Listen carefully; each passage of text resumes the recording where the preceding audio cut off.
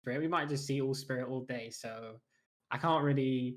I'm not going to comment on that because I'm going to leave my personal opinions outside of my commentary because I'm unbiased. But I'd be happy to see some spirit today. Don't know about you, Corbeck, but I'd be. I'm gonna be honest. I'm still new to this, so I necessarily don't know if it's I can understand the hatred, but my experiences with the spirit are relatively small, right? I've also been told that I don't think people can hear us, but that's okay. We'll just carry on as if they can. Might as well, man. We're already this far in. We're doing great. We're bantering. The banter bus is in full speed, so that's good. But no, you're right. She's a very strong killer to be left on the board, and I wouldn't be surprised if we, see her played this week. Obviously, right, there's a soft spot in all of our kind of hearts for some of the more off-meta picks. We've seen the pig run a couple of times to the extent where they actually had to add something to the rules. A special place in my heart. I love pigs. The special place, yeah, for sure. But no, I agree with you. I think we'll be seeing probably a fair amount of spirit. The one killer who I thought we might, see a fair amount of, who's now been taken out, though, is Wraith. A lot of people, right, kind of murmuring that after the recent changes that were made to him, he's very, maybe too good, very strong, right? He's got that burst of speed when he bings the bong and he just kind of goes for it. I mean, I love it. I love it personally as someone who's, picked him up right before they made that change. And I was like, oh, this makes my life very much easier. But I can, very much understand why some people are a little bit unhappy about that. Some. Oh, people are everyone. People are you're right. Now. Like, I've been a Wraith enjoyer since when the game first came out, and now he's just like, is this even Wraith anymore? Who is this? Like, he's just so solid now. Like, with the increased movement speed that he has base now, he doesn't have to use add-ons. He just moves. Yeah. He's just zooming around the map. He's invisible. You can't see him, I think, until 24 meters. So he's completely invisible until he's 24 meters away from you. Has no terror radius. And then when he hits the bell, he's zooming faster than you can even think. So there's no time to react. You're just hit by the time you've even you've heard the bell. Oh, it's too late. You're hit already. Put all of that in one package and then add perks on top of that. And then obviously certain maps he's going to be better, like, Larry's Institute or Hawkins, tight indoor maps. It's just, yeah, Wraith's crazy now. I mean, this. Wraith is insane. Yeah. Oh, yeah. Well aware. And actually, it's good that you mentioned add-ons. We should clarify again. I mean, I imagine that a good few of you who are watching today are old hands. We are in week 7. But it is worth mentioning that survivors can only use yellow items and below. And that's yellow add-ons and below as well to be contributed there. And I believe that there are specific rules for killers. I know that Nurse, Spirit, and Hag can only use yellow and below. Obviously, 2 of those not relevant this week. Trapper and Wraith can use purple and below, and everybody else is green and below. So something to keep in mind here as we get into this. We won't see Windstorm Wraith. I mean, we wouldn't have seen him anyway, but or whatever what is his top tier perk? The one where you can see through walls when he's cloaked, and I can't. Oh, All Seeing. All Seeing. That's it. Absolute. Oh my monster lord! Of a perk. It's so crazy now. Just All Seeing Wraith is Silent Bell. It's just like you can't hear him coming out of his cloak. He can see you at all times when you're near him. It's just like, what is wrong? Like, why? Just why? I mean, I'm a Wraith enjoyer, so I'm going to support it, but I'm unbiased today, so I'm going to say, how dare you behavior? What kind of balancing decision is that? Terrible. I really do appreciate the term Wraith enjoyer. That is a good one indeed. Also worth pointing out that Hex Undying and Object of Obsession are also taken out of the pool. The biggest one there for me, at least, is Hex Undying, which has been kind of brutally comboed ad nauseum with Ruin, or with its Hex Ruin, which is just evil. It is. It was evil. It was. Yeah, I think it's a little bit less evil now. Yeah, but it's still quite frustrating. I know for a fact as you go ahead and try and cleanse those totems, only to have it spirited away from you. There's 5 totems as well. Sometimes it would be just to cleanse 5 ruins. Yeah. It's just like, oh, this is gameplay. This is gameplay. As someone who started off playing Blight because I thought he was the coolest. Taste again. Oh, Yeah, thank you, thank you. Yeah, it's the cane. I just give them such a thrashing with but no, it's been always been a nice perk combo for me, which is why I'm probably not playing in a tournament. So, but we are, I think, just about on the border of the game starting here. It looks like we got about 2 minutes. The teams are readying up. I'm trying to double check who it is that we're seeing in our first match. It's Rise versus Hydra, and the map will be Torment Creek. So the Hydra has many heads, and there's 4 of them for you right there. 4 survivors getting ready to go here.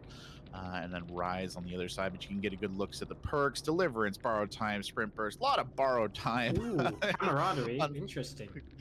That Ooh. is an interesting choice. Out of all the things that I've seen so far, I feel like that might be the most kind of Oh, that build non. at I the don't know. bottom is very, very interesting. Oh, and who's the killer? Call back. Who did I say? Who did I call?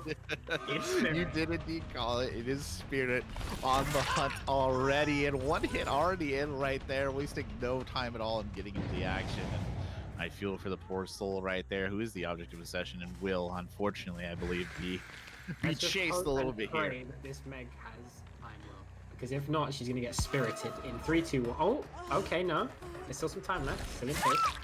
I mean, yes. Oh yeah. I mean, Nope.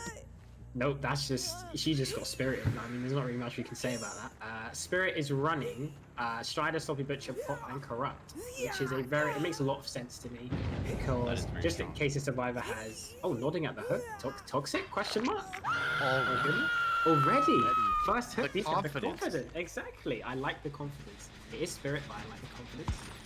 Yeah, I was gonna say, to be fair, if you're playing as Spirit, you're probably pretty confident to begin with coming out of the gate. But the generator just getting popped right there. I don't know if they actually use popped. Obviously, we have those perks hidden, so they can't see it, we can't see it. And there's a nice clean hit.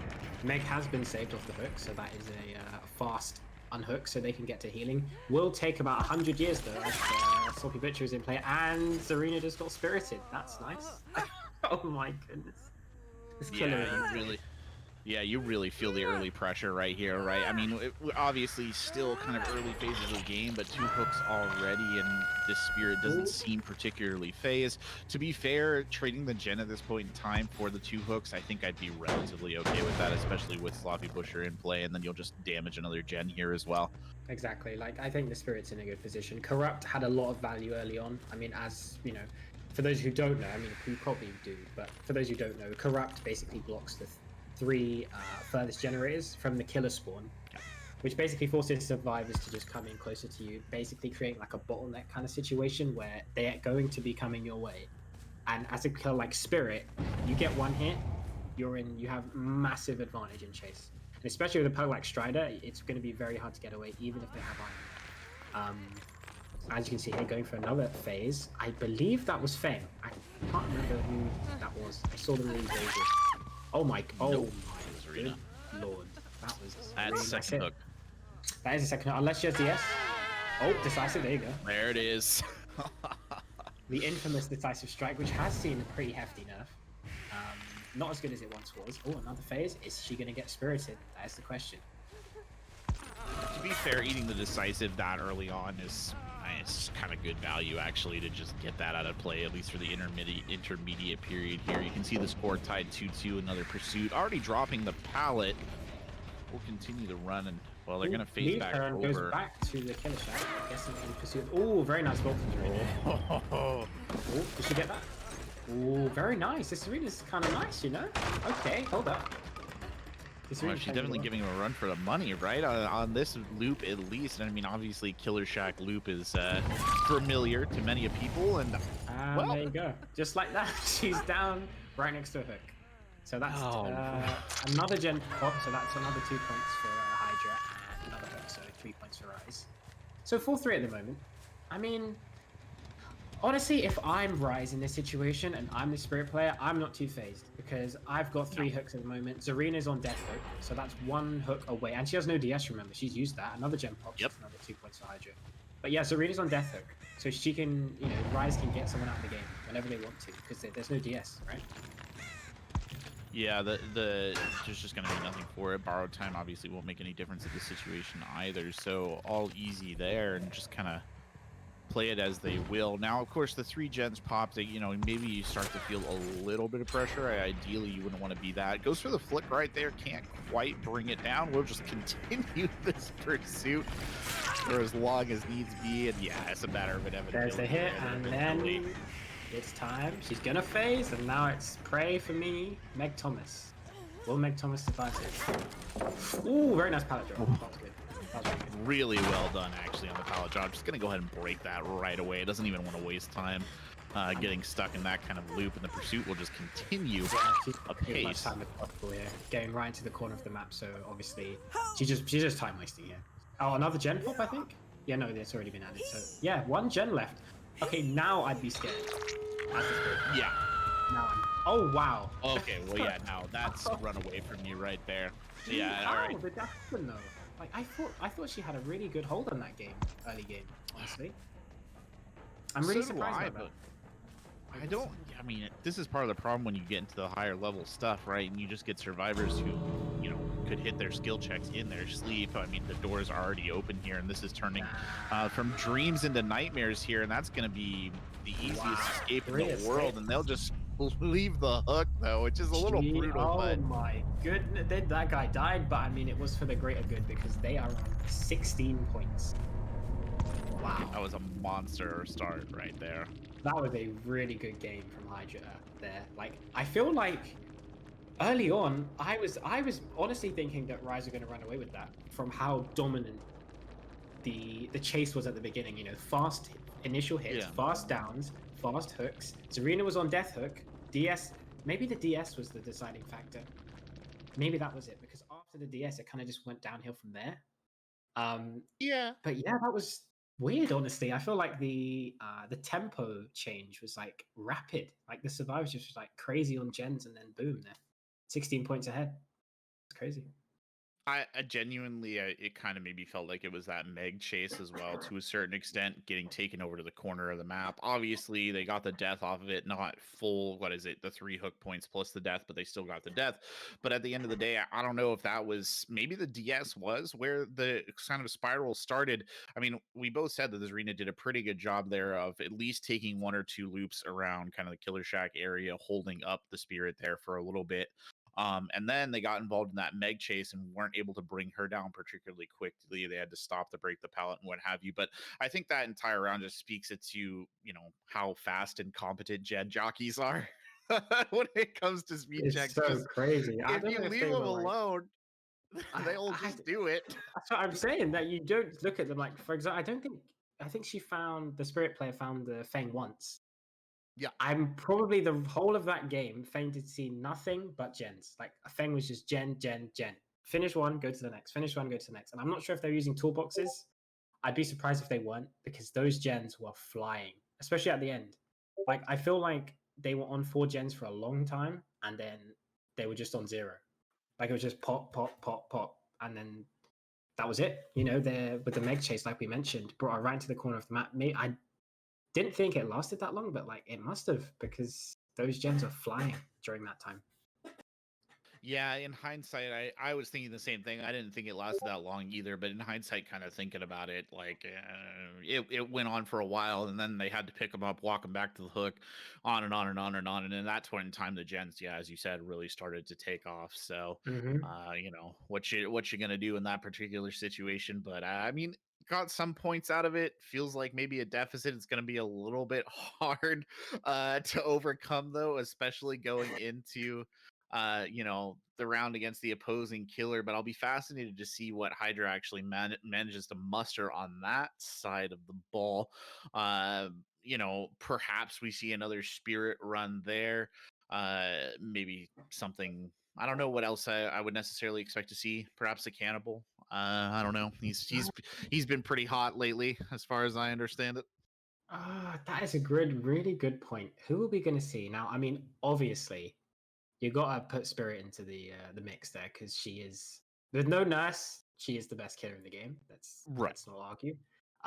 Like she is, and then other than her though, I don't know, because Wraith is banned and Hag is banned, and I think those two you could arguably say are after Nurse and Spirit. Blight, could see Blight. I think he's a good shout. Could be. Could see Oni, could see Deathslinger, could see Huntress. Those are my 4 picks. But honestly, if I had to pick one, I'd probably say Deathslinger. Deathslinger. Okay. All right. That would certainly be something to see. I know that we've seen some pretty competent Oni plays in the past. We saw that I think our very first week, one of our very first killers we ever saw was an Oni who did quite well. Very aggro.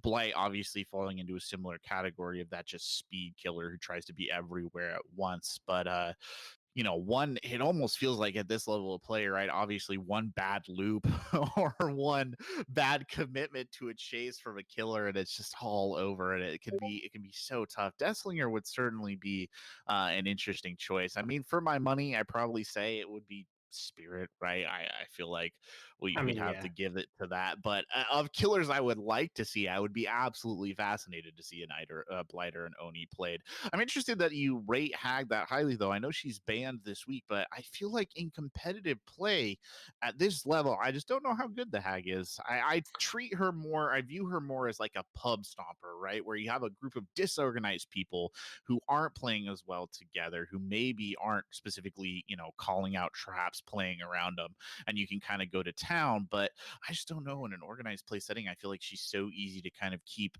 sort of frazzled, baited. You keep destroying traps essentially. I get what you're saying, and I think you're correct. Hag is one of those killers where I think she suffers from the same thing as like who can I compare her to? Like Hillbilly. Like I feel like Hillbilly's solid. Obviously he's been seeing nerfs, but Hillbilly's solid, and in the hands of a really good player can just destroy people. Insta down, has loads of mobility. Hag, doesn't have insta down and loads of mobility, but what she doesn't have in that she has in area denial. So basically, you hook someone and then just make it impossible for the survivors to unhook that person and escape. Just completely, bombard that area with a web of traps so that they can't escape. And I think if Hag is allowed that time to set up, she can destroy any team, I think. That is with true. perks on top of that, I think it's even better. But if Hag doesn't have that time to set up, like, I used to play a lot of Hag back in the day, and the majority of the games I'd lose, I'd just have some flashlight clicker run up to me and just chase me around the whole game, and then I wouldn't have enough time to put any traps down. And Hag is slower than your usual killer. She's 110% speed, right? So you can't really chase with Hag. So you depend on those traps, and if the traps don't work, well, you've lost the game. Similar to Trapper, if you just never trap anyone, you're forced to play the mouse one game, and that's much more difficult. A powerless killer, survivors are just going to have a field day, So yeah, like you say, I do agree with you. I think Hag can be a bit hit and miss, but when Hag works, I think she really, really works. So I mean, she's banned, so it's all right when you see her. But it's a moot point. But you actually bring up obviously a very valuable point, which is this idea of kind of time frame, right? The reason why we saw Corrupt Intervention run, or we see Corrupt Intervention run, is because it does give that extended amount of time for a killer to kind of get those early hooks, try and slow things down. And I think that was perfectly illustrated in this last game, just why that perk is, I mean, it's not necessarily a must bring, right? But I think for a lot of killers at a higher level of gameplay, it is close to being a must bring, because we saw how fast gens can get done. You need that Corrupt to, I think, sometimes just even give you a bit of a chance to catch somebody out in the open. Think if that Spirit did not have Corrupt, I feel like that would have been a completely different game. I feel like she would have maybe got 1-2 hooks. With how fast they were doing gens, I mean, that Feng was a gen demon. She was doing gens like it was her job. Like those gens were flying, and they had no right to be flying at the end there. So if they didn't have Corrupt, I don't know. I think that would have been a way faster game, and the Spirit would have got way less mileage. Even though the chases were fast, right? They weren't slow chases. Like, they weren't dragged out. I feel like it was just hit, phase walk, hit for the first 2 hooks at least. And then this arena was like kind of playing around Shack. I feel like not breaking the Shack pallet was a big issue for the Spirit, because Serena was just, playing with her at Killer Shack. Wasting lots and lots of time. She really wanted to get that down. Put pressure, put her on death hook after that. But yeah, there was just so much time waste, and then Gen pop, and then that was it, GG, and then 3 escapes, easy as that. So yeah. I agree with you regarding the palette. Obviously I'm a bit new to this business, but I do try and make a point of breaking what I would consider to be strategic palettes like that one as quickly as possible, especially when you're running a killer like Spirit, right, who theoretically has the ability to catch up, right? One of the main reasons I don't want to break a palette is because I don't want to lose that chase distance. I don't want to fall out or whatever, but of the spirit of everyone can just be like, break palette, all right, it's time to go walk about, and then I'll see you in about 2 seconds. Exactly. I mean, phase walk is really fast movement speed, and you can obviously get out of it and instantly hit. So, like you say, good catch up. I feel like the Spirit though was a bit tentative on maybe I'm not sure obviously, but maybe it was just a matter of, like you say, I don't want to lose distance. I want to be as close as I can so that when I use my phase walk, it's just phase, boom, hit.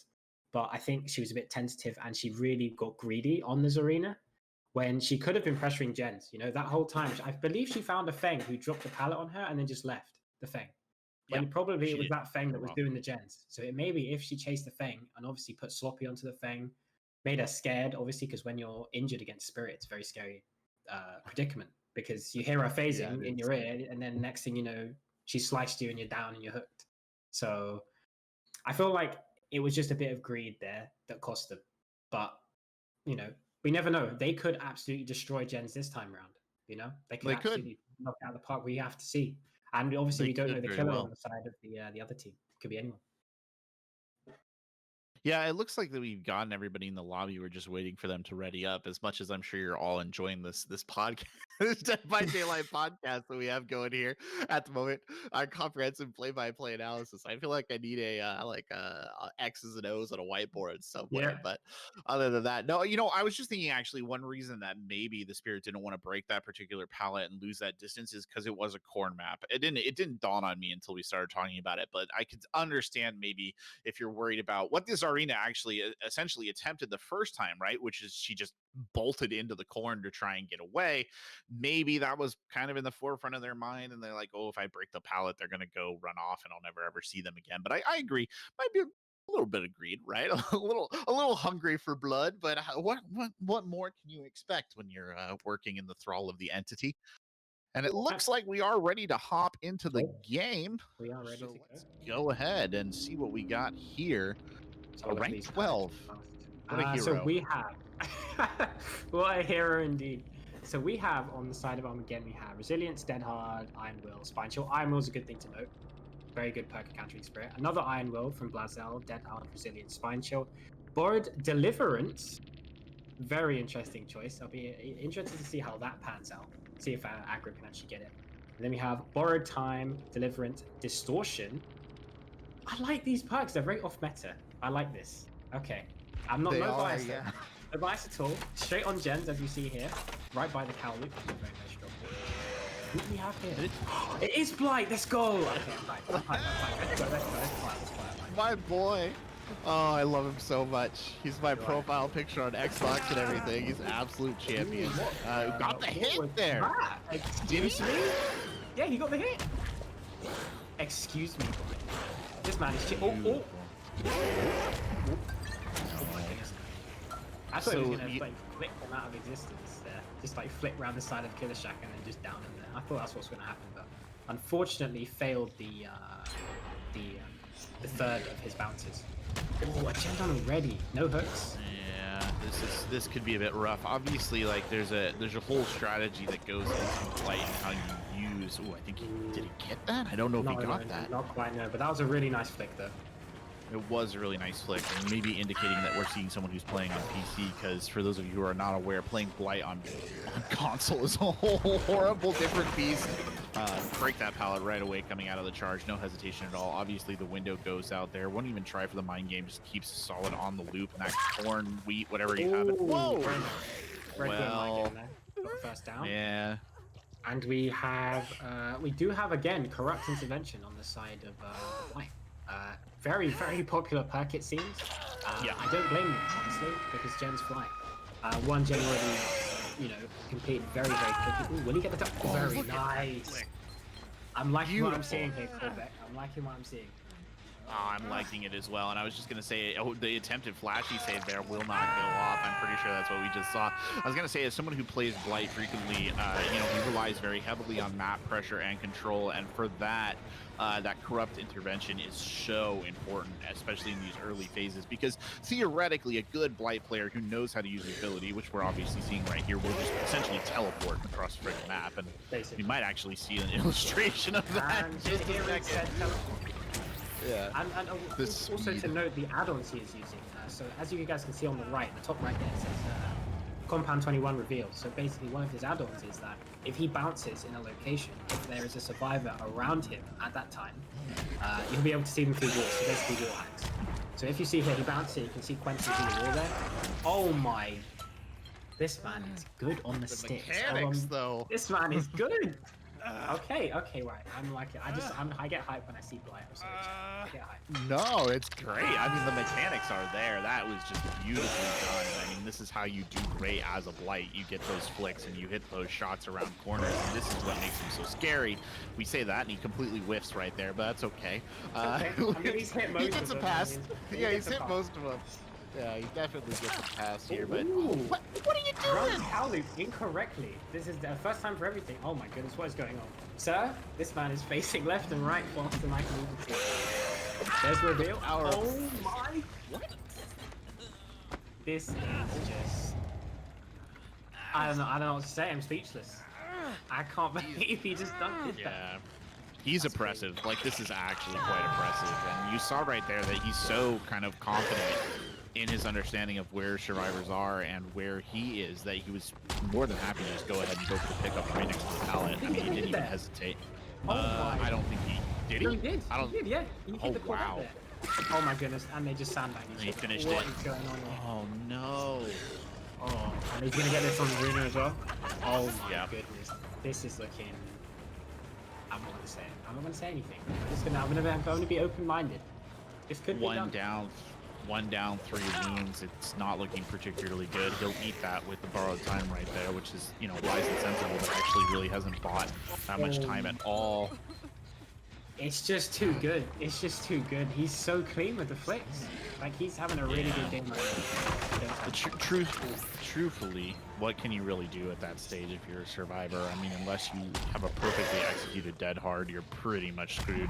It's worth noting out, too, that at certain stages of the charge, the Blight with his swing is basically hitting at an almost, I think it's a 180-degree arc. So even if you're kind of slightly to the side of him, ooh, flashy save. Ooh, very close. Oh, he didn't get it. Did he get it? No. Tragic. On the topic of the 180-degree flick, there's a new technique that's been kind of like found out with like called the J flick. Yes. Basically, essentially what it allows you to do is just, like you say, 180-degree turn. So he can hit around corners, he can hit behind him. Even though at first glance it doesn't seem like you can do that. Like if you're on controller, for example, it'd be very hard to execute something like this. But as you can see, this player is on PC. So, and seems to be very good at it. And Blight players that can abuse that, especially with the Compound 21 reveal add-on, basically just gives him wall hacks. I mean, as we'll see here, he's going to hit. Okay, right. I had faith in him to hit that guy, but you know, he's hit like 9% of hits. Anyway, but Slight with, miss. yeah, he just missed time. But with things like the techniques like the J flick, he becomes even more crazy than anyone could have imagined, because obviously on release people weren't doing this. You know, this is just new tech that's been found. So add that to his already explosive kit. Like, there's a kill already. Quentin's dead, I think. Damn. Yeah, taken out of action, and the heal coming, the D-hook coming in right there, and it'll just be right on top of him. And again, this is Blight kind of like perfected in terms of his just pure ability to be aggro and be oppressive. They can't even focus on gens right now. They can't focus on healing. They can't do anything else. They're just kind of stuck in a constant loop of running away. What else are you supposed to do? Now you've got Steve on hook, his second hook, so he won't quite go down yet. And finally, another gen will go, but you get the feeling it may be running away from them very quickly. That being said, bit of a down moment. This is actually probably the least pressure we've seen him apply this entire time. By this time, he'd already got a hit or a down, but now he's just kind of just not doing anything. Oh, he's in chase now. Unlucky for the pull that tried to get the pallet done. I was just greedy. I just, you know, I don't know if you would have gone for. I don't know if I would have gone for that, but you got to admire the courage, at least that went into the play. Thinks maybe was thinking about the basement code for about half a second, but it'll go over, and they actually do. I don't know if that's Deliverance what came through over there. Somebody got a heal onto Steve, so he will be up at least for now. But then again, like this is where we're just movement. always injured. Like everyone's just always injured, which is obviously just amazing for Blight, because obviously, you know, if you're injured, you're one shot, you're going down, and he can just zoom across the map and just down you. And it's that constant pressure that we're talking about. It's just been so much for them to handle. Like, look, he's already on the Claudette, already down the Claudette. Like, he's just always doing something, you know, whether that be pressuring gens, whether that be pressuring survivors, whether that just be area just denial. You know, if survivors in the area and they're injured, like they have been for most of the game, you know, I feel like there you go again. Look, just insta down. Like, he just killed someone and he's already downed another person. Oh, flash save. Oh no, the attempt though. It's just not gone that way. That's all three. It's just not gone that way. It just hasn't. Will we get a trapdoor escape though? Will we? Maybe. Again though, he's able to clear pressure he's able to clear distance pretty quickly, and Steve was right on top of him a half a second ago, but I mean, I think this is probably about done and dusted. The pressure's still here from the Blight though to pull something off. Has he found trap? He has. He found trap, yeah. Well done. Hatch closed. Okay, now it's just a matter of hunting the target out there. Oh, those are very favorable gates too. I like it quite actually. He's got this is just gone. Everything has gone in this game. The Blight is in good stead for this, because now he can just continually run between these exit gates and increase speed. It seems. I think he has a speed add-on. It looks like he's going to get he'll. There you go. Oh, Steve, what's going on there, mate? Oh, Steve. Steve, there are the toxicity. Hold up. I think Steve knows it's Steve. Yeah, Steve. I think so. I'm sorry, mate. It was not your fault. The Blight is just a powerful individual. It's not your fault.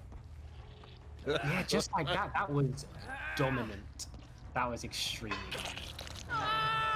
Yeah, that was actually really beautifully executed Blight play. Like, an actual pleasure to watch. Someone who really knows what they're doing with that character and can execute the tech as well, which is clearly what you saw right there. And if you're in the tournament, you'll be obviously a little spooked by that one, I imagine. Thinking about having to face that later on. Themnals was the one who pulled that off. Damn. And, well done indeed. Absolute legend. Like, that was just... I mean, I don't know what else I can say. I'm just very, very impressed by high-level Blight gameplay. That was, like, extremely high level. Good add-ons, good map awareness, good pressure, good, like, everything, pretty much. That was a perfect game for him. Like, he did everything correct. Yeah, he had Ruin as well. I don't think we ever even saw the totems get cleansed. They just never had time. Oh, we had Thanatophobia as well, which is quite interesting. And Thanatophobia, yeah. That's kind of a... I don't know if that's the most traditional Blight build you could run, or even the best one necessarily, but it's certainly an interesting one. It doesn't really matter now. This is all a matter of hindsight, because the pressure was there constantly. And you can always kind of feel, too, just the pure level of, I don't know what the right word is, discombobulation that a Blight brings when they're played at a really, you know, aggressive and high level like that. And just, you know, what can you do but run and die and hope you can pull some things off? Well, looks like that. Yeah. I mean, I'm just stunned. I'm just so impressed.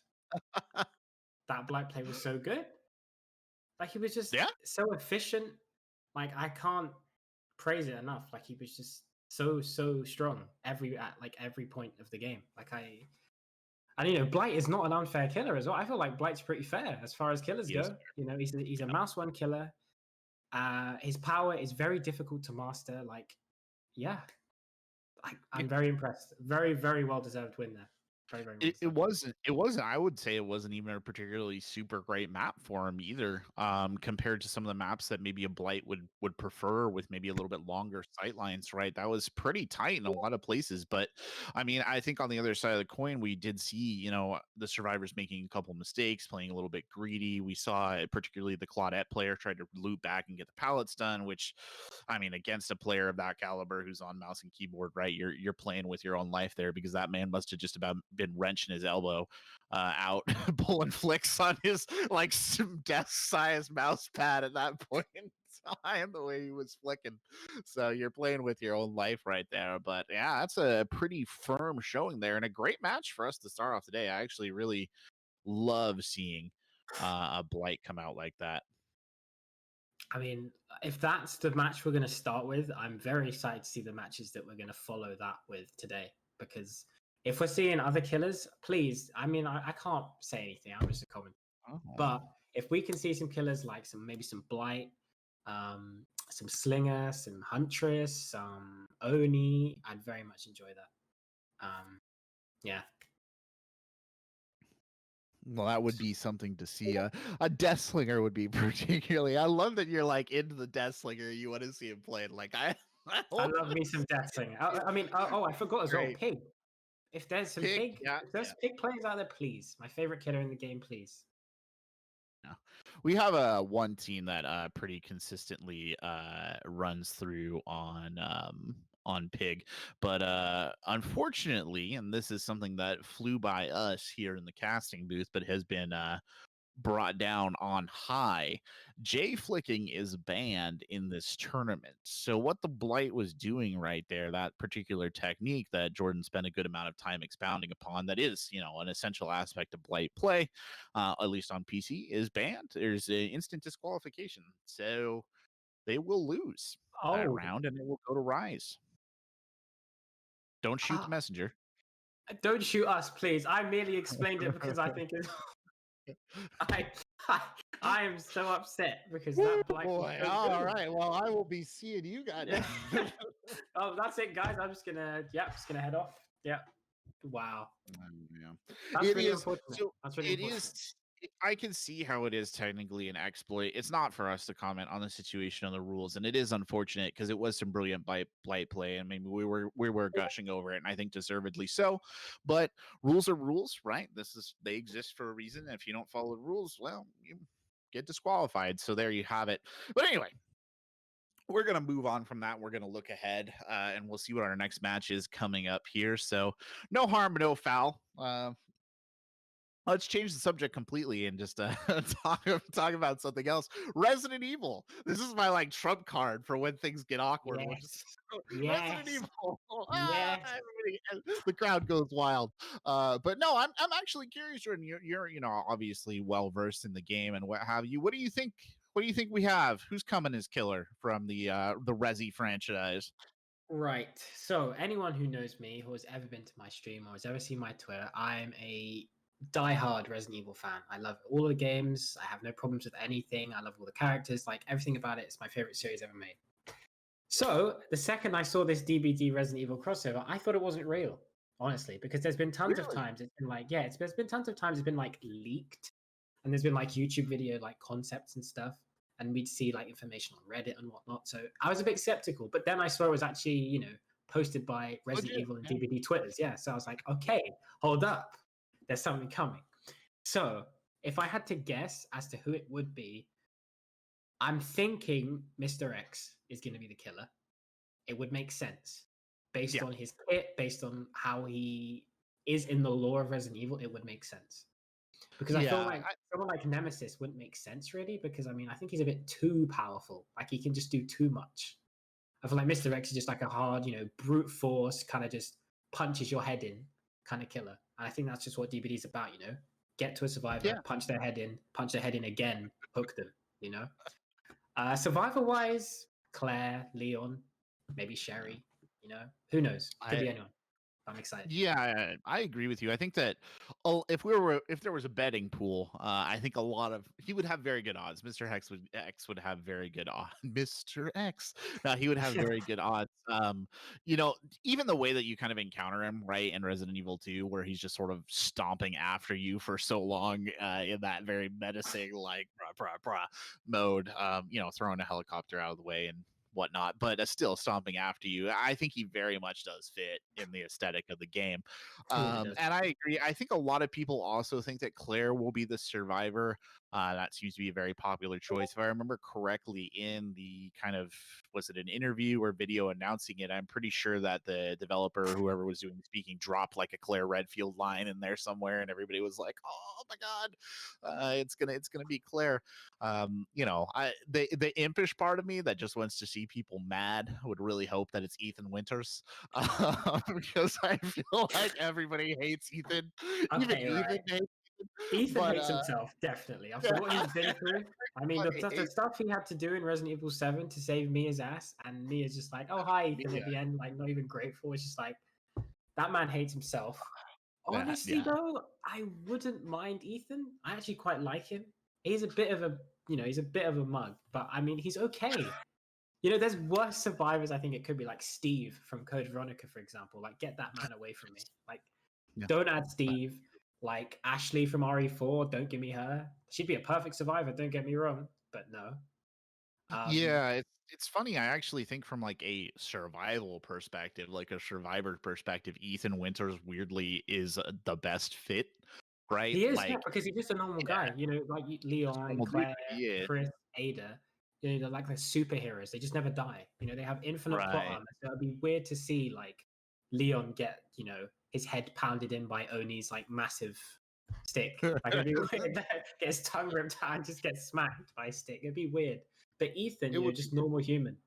I think it would fit, like you say. I think that'd be a good choice. It would, but I just don't think he's obviously not popular enough. The only thing that kind of clued me into it was we have Resident Evil 8 right coming out soon, and maybe if you were trying to tie franchises together, that would be a good opportunity to get a little promo in. But no, I think it'll be somebody maybe a little bit more well known. I also actually wouldn't mind one of the family members from Resident Evil 7 being a killer. That would I be was just something. gonna say, yeah, if it was like Marguerite and Ethan or Jack and Ethan, I think that'd be really Jack, good. yeah. I just feel like they've already kind of done, at least as far as Jack goes, I feel like they've already done Crazy Hillbilly to a certain Yeah, extent, right? We have true. two Crazy Hillbillies already in the game. So it's probably a little bit less likely, but Marguerite would actually be pretty cool. Would be quite funky, but we'll see.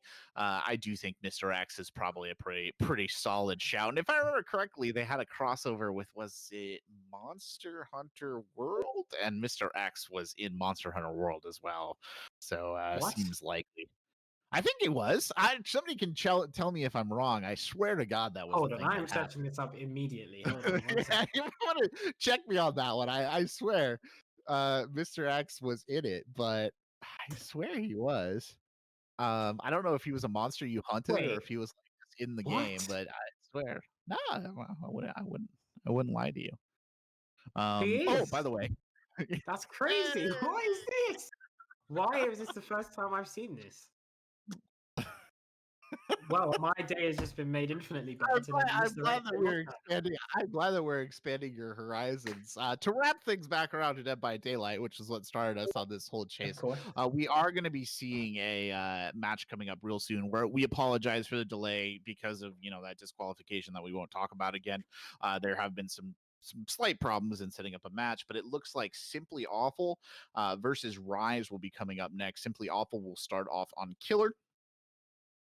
We don't know what they played previously, so we can only kind of speculate on that regard. And there is, after all, only so much speculation we can do. It looks like Indeed. it'll be Coal Tower for the map, so a short trip to the McMillan estate is in order as well. I feel like Coal Tower is kind of is that a good map for a killer? Or is that a bad map? To me, it says bad map, but I'm so like I new and think, fresh to this that I don't like, necessarily. rule of thumb, most of the time, if it's not like Hawkins or maybe like I think there's very few killer maps in this game that I kill. I'm sorry, very few maps in this game that are killer sided. I think there's very few of them. Yeah. I think Dead Dog Saloon and Hawkins are like my two picks for like decent killer maps, like pretty good. Cold Tower I think is pretty not balanced, but like slightly survivor sided, like most maps.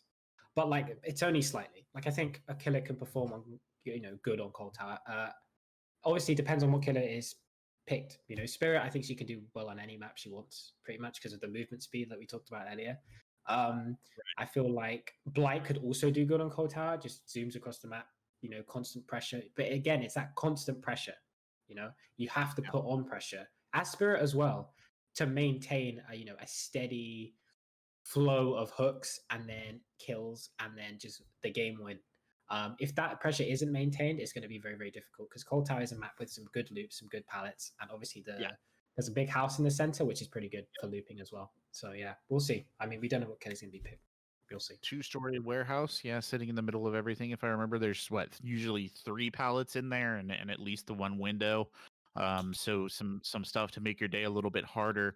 But for what it's worth, ladies and gentlemen, to my understanding, the maps are randomly picked from a set list. So it has been curtailed so that we have arguably the most kind of balanced maps in the game, such as they are. I do agree with your assessment, Jordan, that there are really only like 2 maps in the game that are really good for killers. Maybe certain specific killers do better on certain maps, but in a general sense, right? I think you are correct in that assumption. Looks like Rise is just joining in, so we are just about ready to get started. Hopefully we'll get all these teams in and we can get going here, and we don't have to continue to chit The chat. DVD podcast. What? Yeah, DVD podcast. What happens when we run out of chat topics? That's when things start to get really grim, and then we just, we wait in silence. It'll be the scariest Twitch stream you've ever seen. But no, I digress. They're actually, interestingly enough, all 5 maps from the McMillan State, I believe, are in the map pool. So take of that what you will in terms of balanced maps. But in terms of killer that we might be seeing here, I think that it's fair to say that, we mentioned it before, but Spirit is the top of the menu. I'm curious, based on what we saw from Spirit play last time, and you may not or may not remember the build, Jordan, but how did you rate that overall kind of build in the Spirit? We obviously saw how it ended, but at a certain point in time, individual play becomes an issue. But just out the starting gate, what did you feel about those choices that were made on the perks? I just went back here for a second and saw that she was using Strider, Sloppy, Pop, Corrupt. Yeah. Strider, Perfect Spirit Pack, basically just makes their grunts louder. It's a given. Makes Spirit a lot stronger than she already is. Especially if the survivor's using Iron Will, which is a really good pack to counter Spirit. Strider kind of just, cancels that out and just makes it so that she's just as strong. Sloppy Butcher gives them more time to heal. Makes it longer. The healing process longer, which is obviously going to make sure they're off gens because you wouldn't be on a gen while you're injured with Sloppy with Spirit because she can just instantly get to you and down you before you even have a chance to know where she's at. Pop, given, because she's so fast and because she's compression for seemingly forever and at whatever point she wants, just delete gen progress by just getting over to it as fast as possible, and then Corrupt to try and that initial game slowdown. I think the build was pretty good, honestly, and it's weird to me that the game went the way that it did because I feel like the build is good, the killer was also very good, and the person playing the killer was also very good. That's just it's just a testament of how fast gens can fly, and how especially with I feel like there was survivors in that game like the Feng, and I think there was an Ace that didn't get hit once. They were just constantly on gens. I don't even think we saw the Ace until the literal end. Mm-hmm. When he ran out the door. That was, I think, the last time that we saw an Ace the entire time. Literally him running out the door was the first encounter we had. Looking at him and then leaving. Maybe we saw him like once some other time previously, but that's the only one that stuck out in my mind. It's worth pointing out too, just in case you guys aren't aware. Again, I assume that most of you are, but keys are banned, chests are banned, so that's out of the question, and no offerings either. Not that I think we would have seen much call for it, but obviously when we're trying to draw from a solid map pool. Having offerings would would make that a bit of a problem. And it looks like we are ready to get started into this game. So hopefully we can transition over a second. And they've been readying and unreadying something wicked here. And there you go. Survivors will vault more quickly through a window when running, but they are much louder. Didn't know if you know that. There we go. Div tips for you right there. The number beside the generator icon indicates how many more generators the survivors must repair before the exit gates can be opened. Thank you, Dead by Daylight. Oh god, dude, I was really confused about that. No, I didn't know that. I thought it was a given, but didn't know about that one. Okay, so on to the perks. As always, we have Resilience, Dead Hard, Iron Will, Spine Chill. We have Borrowed Will Make It, Distortion, another Distortion, and Deliverance. Very nice build, very off meta. Will Make It, Distortion, Deliverance, Borrowed Time. I feel like it's mainly just solid perks that are going to be useful all the time, and then maybe some off meta perks. Yeah. We'll see how this game starts. We'll see. Let's go. It's Blight again. We have another Blight. Here we go. We love to see it. We do love to see it. He's going to peel off a chase early on, though, and just go and switch targets there. I think trying to put a little bit of pressure on a totem cleanse. And you'll see him, do his pinball act, and it's going to hit, actually. Really nice, clean hit right there. And the pursuit is on. Doubles back, checks the gen, will not go for it. And unfortunately, being lured into the cold tower, and he will just peel off. And that is actually a really wise decision right there. That is not something you want to engage in. Tinkerer on the Blight, which is interesting. Tinkerer. So, for those of you who don't know, Tinkerer essentially just makes it so that once a gen reaches 70% completion, the killer gets a undetectable status, so no terror radius, no red glow. For I believe 12 seconds, catches the Dead Hard at Killer Shack. Very nice down there in his arena. It's going to be his first hook. Very, very solid start, I would say. I don't think he has Corrupt, though. Have you seen a Corrupt? No, I don't think they are actually running Corrupt. You would have noticed, I think, by now. Oh, no, they are. Yeah, he is. It makes sense. I mean, I'd be a bit surprised if he wasn't, which is why I was surprised. But yeah. Very, very very fast initial down. Another generator, as you can see there, at 70%. Tinkerer has popped. Very aware, though, to run away there. Very, very nice from Quentin. Will he reach a loop? Yes, at TL. See what he does here. Yeah, you just kind of keep the pressure on. She, I think, who's playing it is identifies as female, but it's we're talking about the character. I apologize. Yeah, I just go on the character so that I don't make any. Yeah. They, this is technically considered a faux pas in some casting circles, but it's okay. We'll ignore it for now. And the chase still on here. Looking for that down. Yeah, it's clean. No. Oh yeah, there you go. And there you can see actually that radius that I was talking about in terms of the hits. When that cane goes back like that, the swing distance is quite big. But actually the slug here. And just continue the pursuit, and that's about as free as you can get. Well played with the Dead Hard as well. It's good. Again, we've been graced by two amazing fights. We won't talk about the first one, but this one also seems very, very solid. I like this. This is good. 2 really fast downs. 3 actually, if you count the first one. And interesting to note that he did slug. Right? That's a point that he risked. Because obviously, if you down someone, you're going to be, you want to get the hook for the point, but he slugged, and as you can see there, Zarina just got picked up. But he also downed Zarina. Pressure at the end of the day is what he's going for, which is, we'll see how that strategy ends up working out, because we haven't actually seen much slugging today, as of the game. Yeah.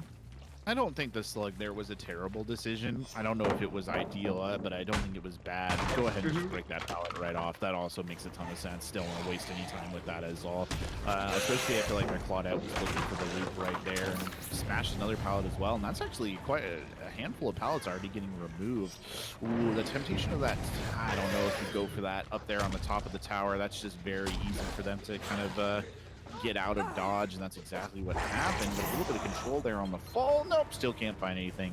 Got scratch marks to follow though, and a wounded target ahead of him, so that could be a down here. Played right, a little bit of mind gaming right there. Should be able to get the hit. Nicely done. Very nice. Had to scout out the Dead Hard there as well, but that was a very nice hit. I believe this is has Zarina been her? Yeah, this is her second, I think. This is the second, yeah, I do believe, but we'll obviously get confirmation. Taking him down to the basement, okay. Back hook as well. Oh, lordy me. Yeah, it is the second Basement hook right position is there. really strong for any killer. Yeah. For some more than others. But this is going to mean, you know, and obviously there isn't much here. I mean, this gen is here. And he has pop, so this obviously progress is going to go down quite a lot here. But they're going to have to waste a lot of time going down there, saving that's arena, healing her up, and then resuming, you know, normal service. But in, you know, trying to get the gens done. They've got 2 done at the moment. But it's just like we said before, the pressure is just so strong, just constantly pressuring. Like it just puts you in a position where it's like, what do I even do?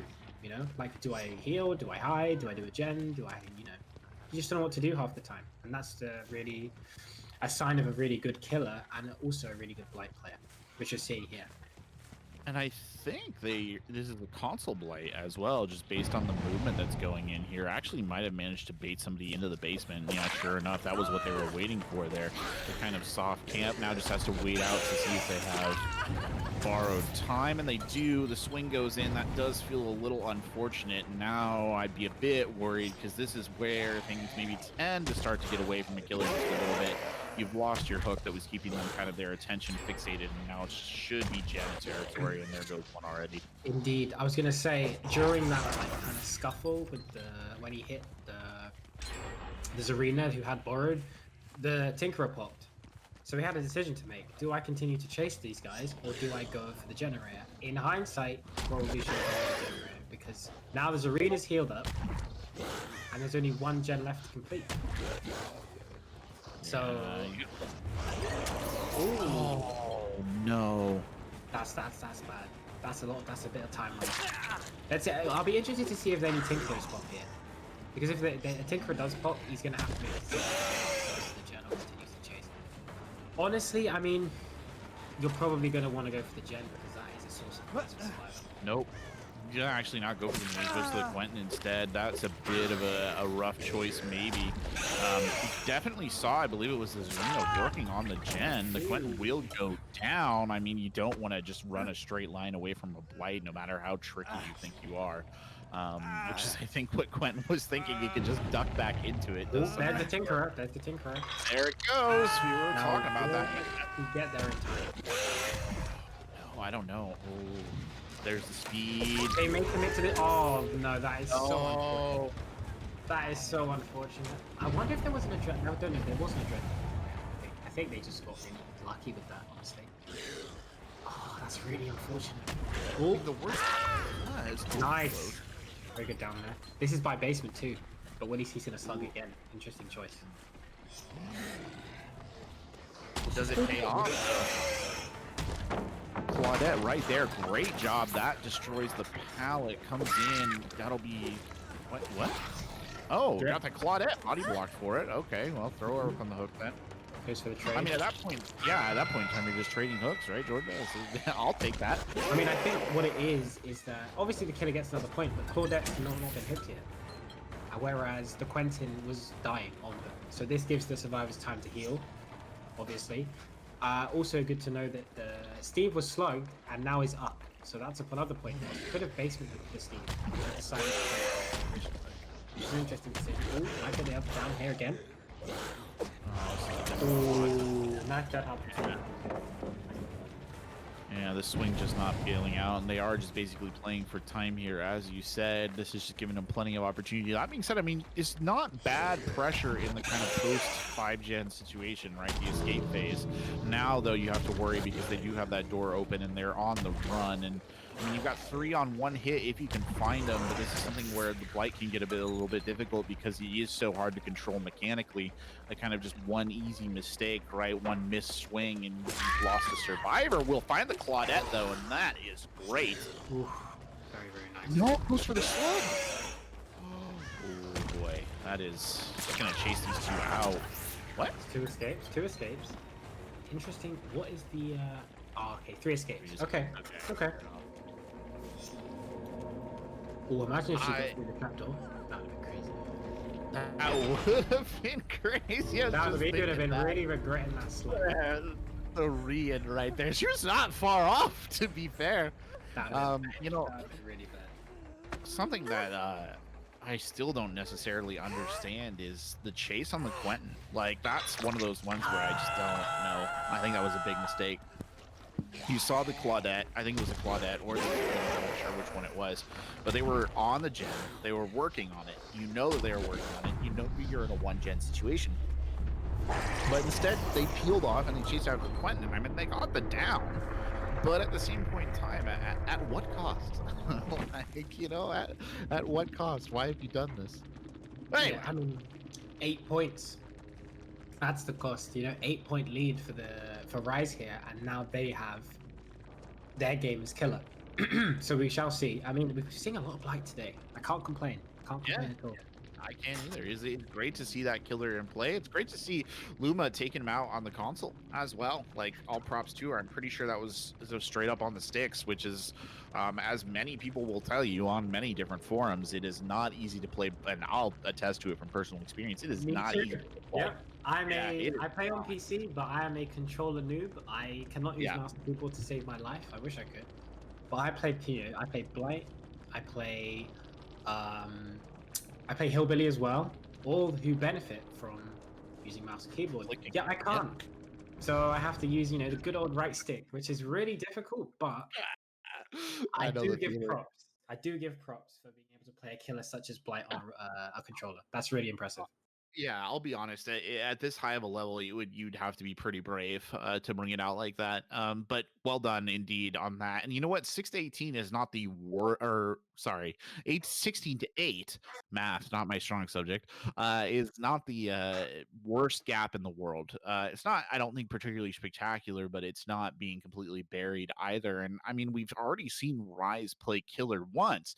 They came out strong on the Spirit, but ultimately didn't go very well. We saw that round run right away. So maybe you're feeling a little confident if you're sitting in the on the other side of this, but who's to say really at the end of the day? It's gonna depend. Well, I mean, it sounds almost academic when I say it this way, Jordan, but it is gonna depend on how good that Spirit does, assuming it's a Spirit brought back.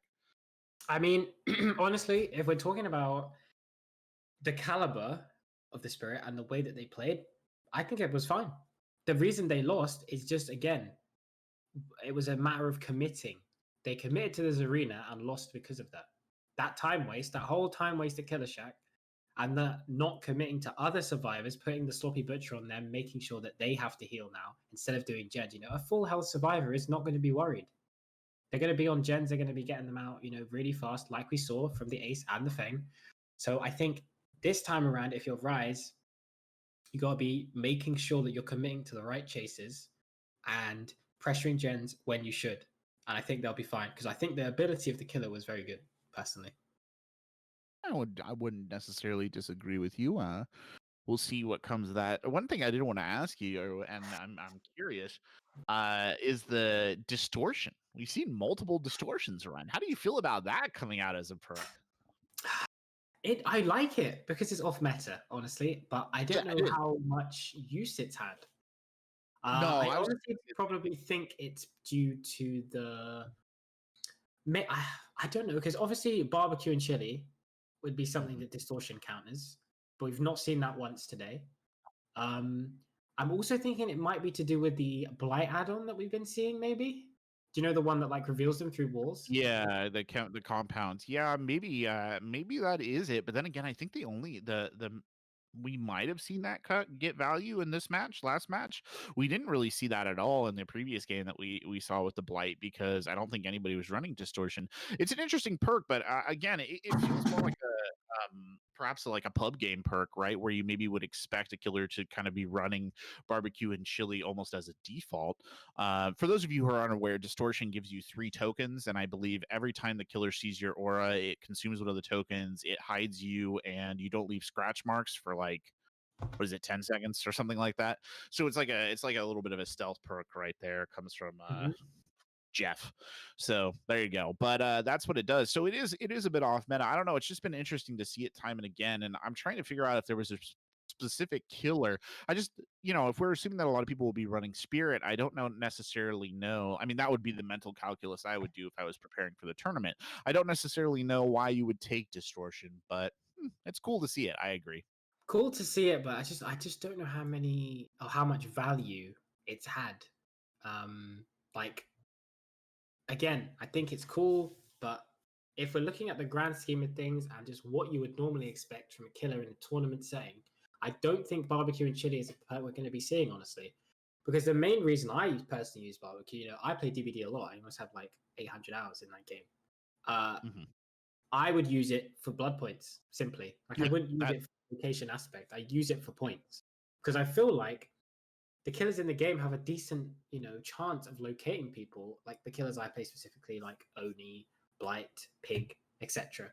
But like in this tournament setting, you're obviously going to be seeing killers like Spirit, like Blight, that are good at doing that anyway. So I don't think yeah. that distortion, unless there's something I don't know or we don't know, I just personally don't think that it's going to be that useful. So I'd like to see another perk instead of that. But the players know what they're doing, so I am no survivor player. You are not either. So Neither am I. Yeah, so I'm thinking so about it purely from a killer perspective, but it looks like the game is ready.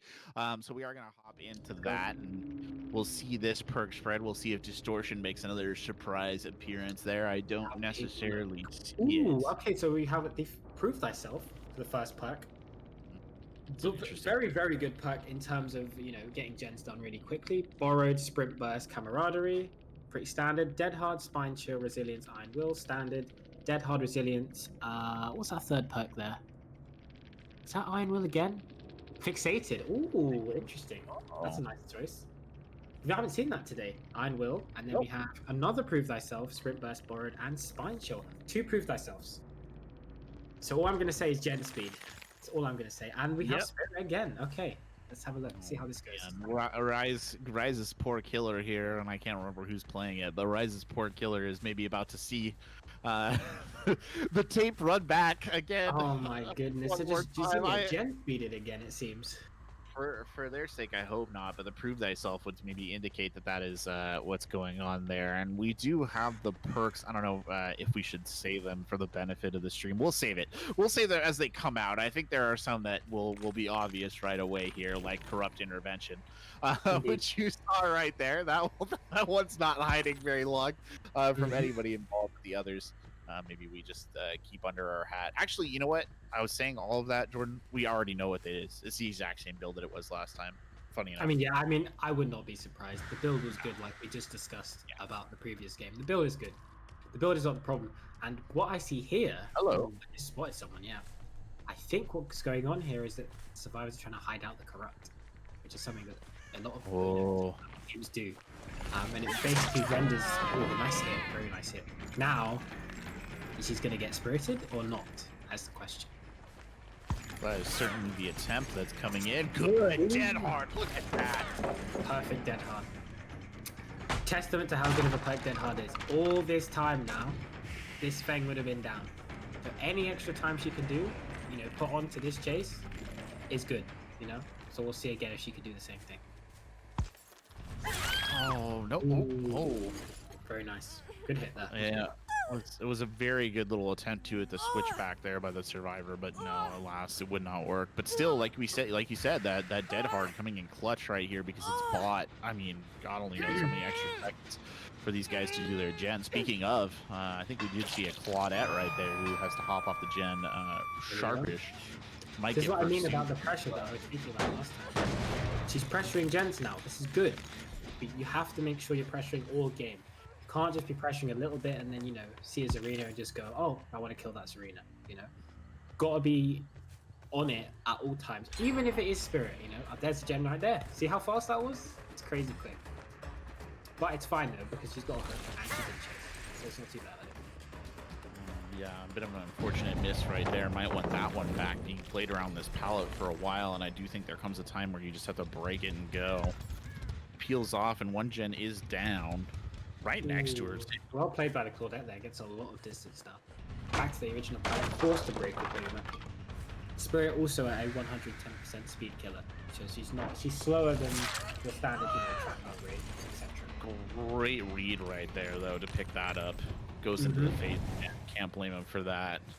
Very nice read. Ooh, catches the double back. But however, as we can see here, callback gens are flying again. it's basically like last game. It's pretty much the game that we just saw. So hopefully it's not a repeat of that.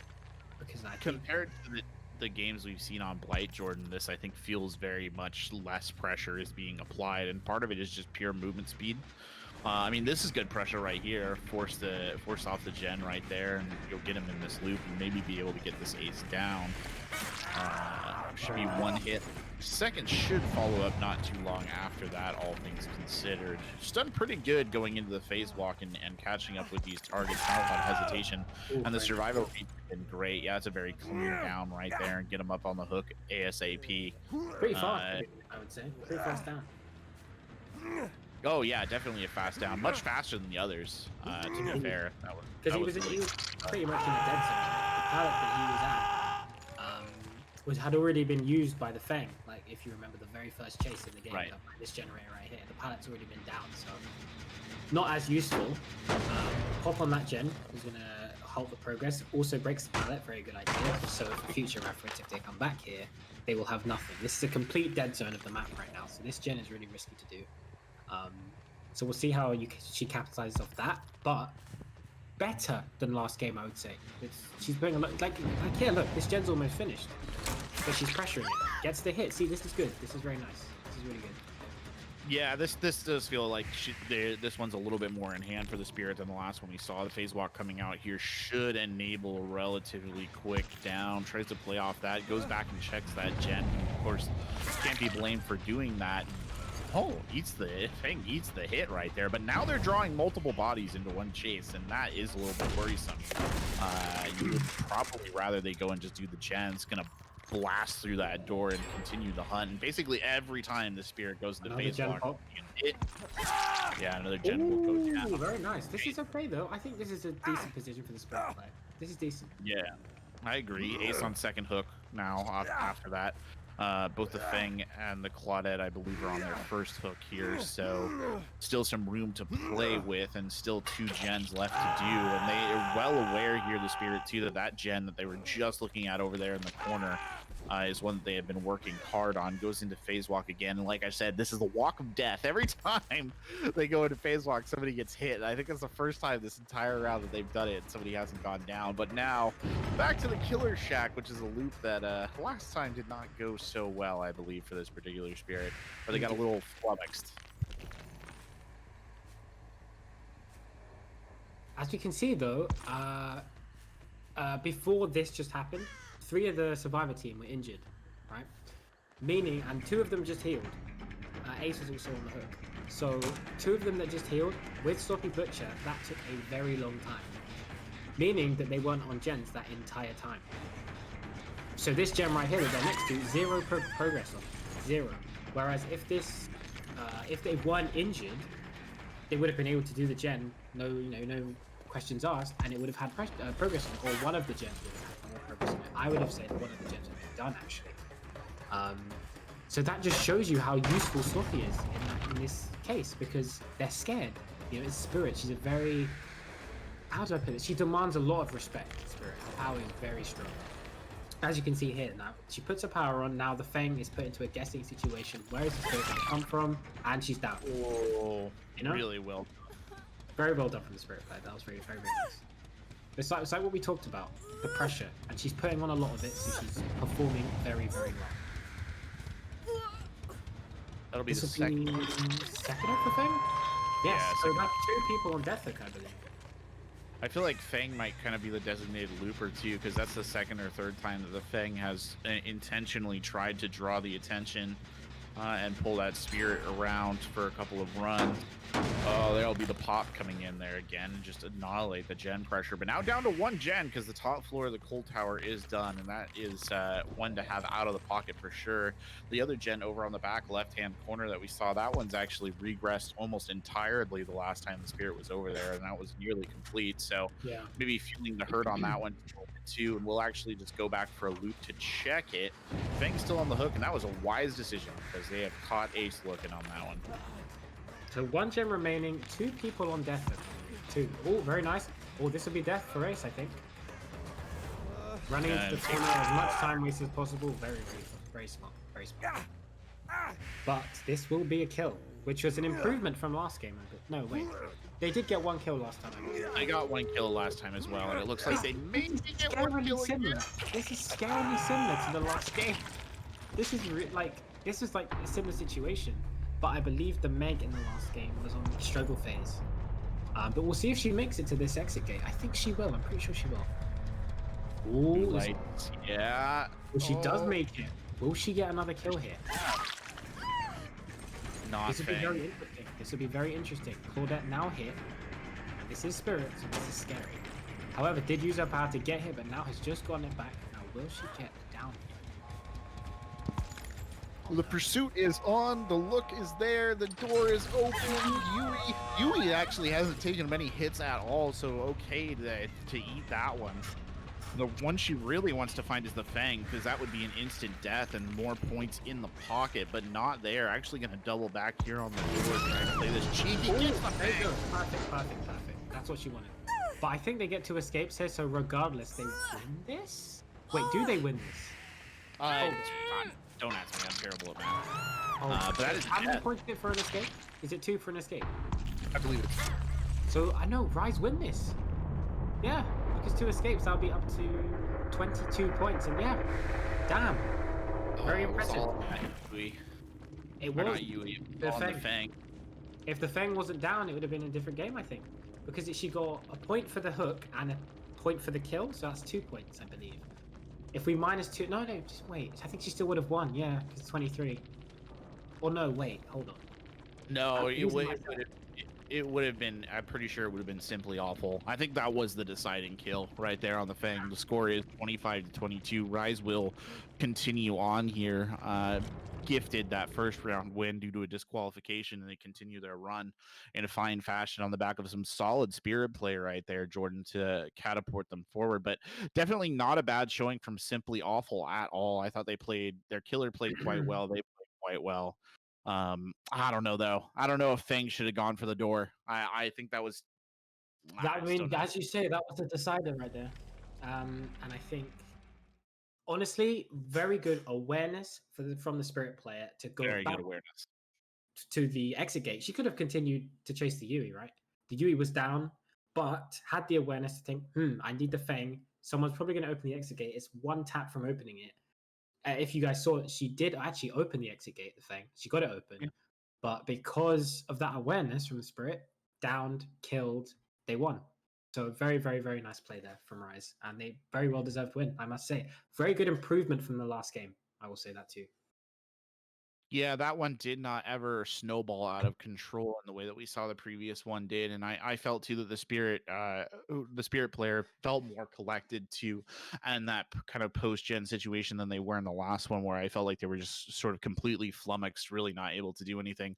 That was not the case in that particular run. That very common, like you said, great decision making to double back.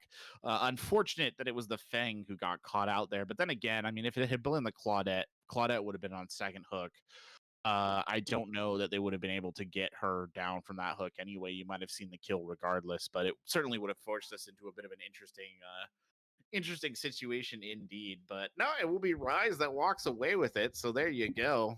The build coming in clutch there. The Strider, the Corrupt, the Sloppy, and the Pop, all over the place. That Sloppy Butcher in particular, I think, was really causing some problems. It's like I told you, it's just the survivors are put into a position where it's like, do I heal, which takes a year, or do I sit on a gen and be injured? So it's like, yeah. And it's like, specifically against Spirit, you're never going to want to do the latter. So you're going to want to heal. And that healing takes so long, especially with 1 person. With 2, it's less, obviously. And, with perks like Will Make It or Bossy Knowledge or Autodidact, it's going to be less time. But we didn't see any of that. So we're just going to assume that it was just standard heal time with 1 person. And if 1 person is healing another, that's 2 people not doing gens.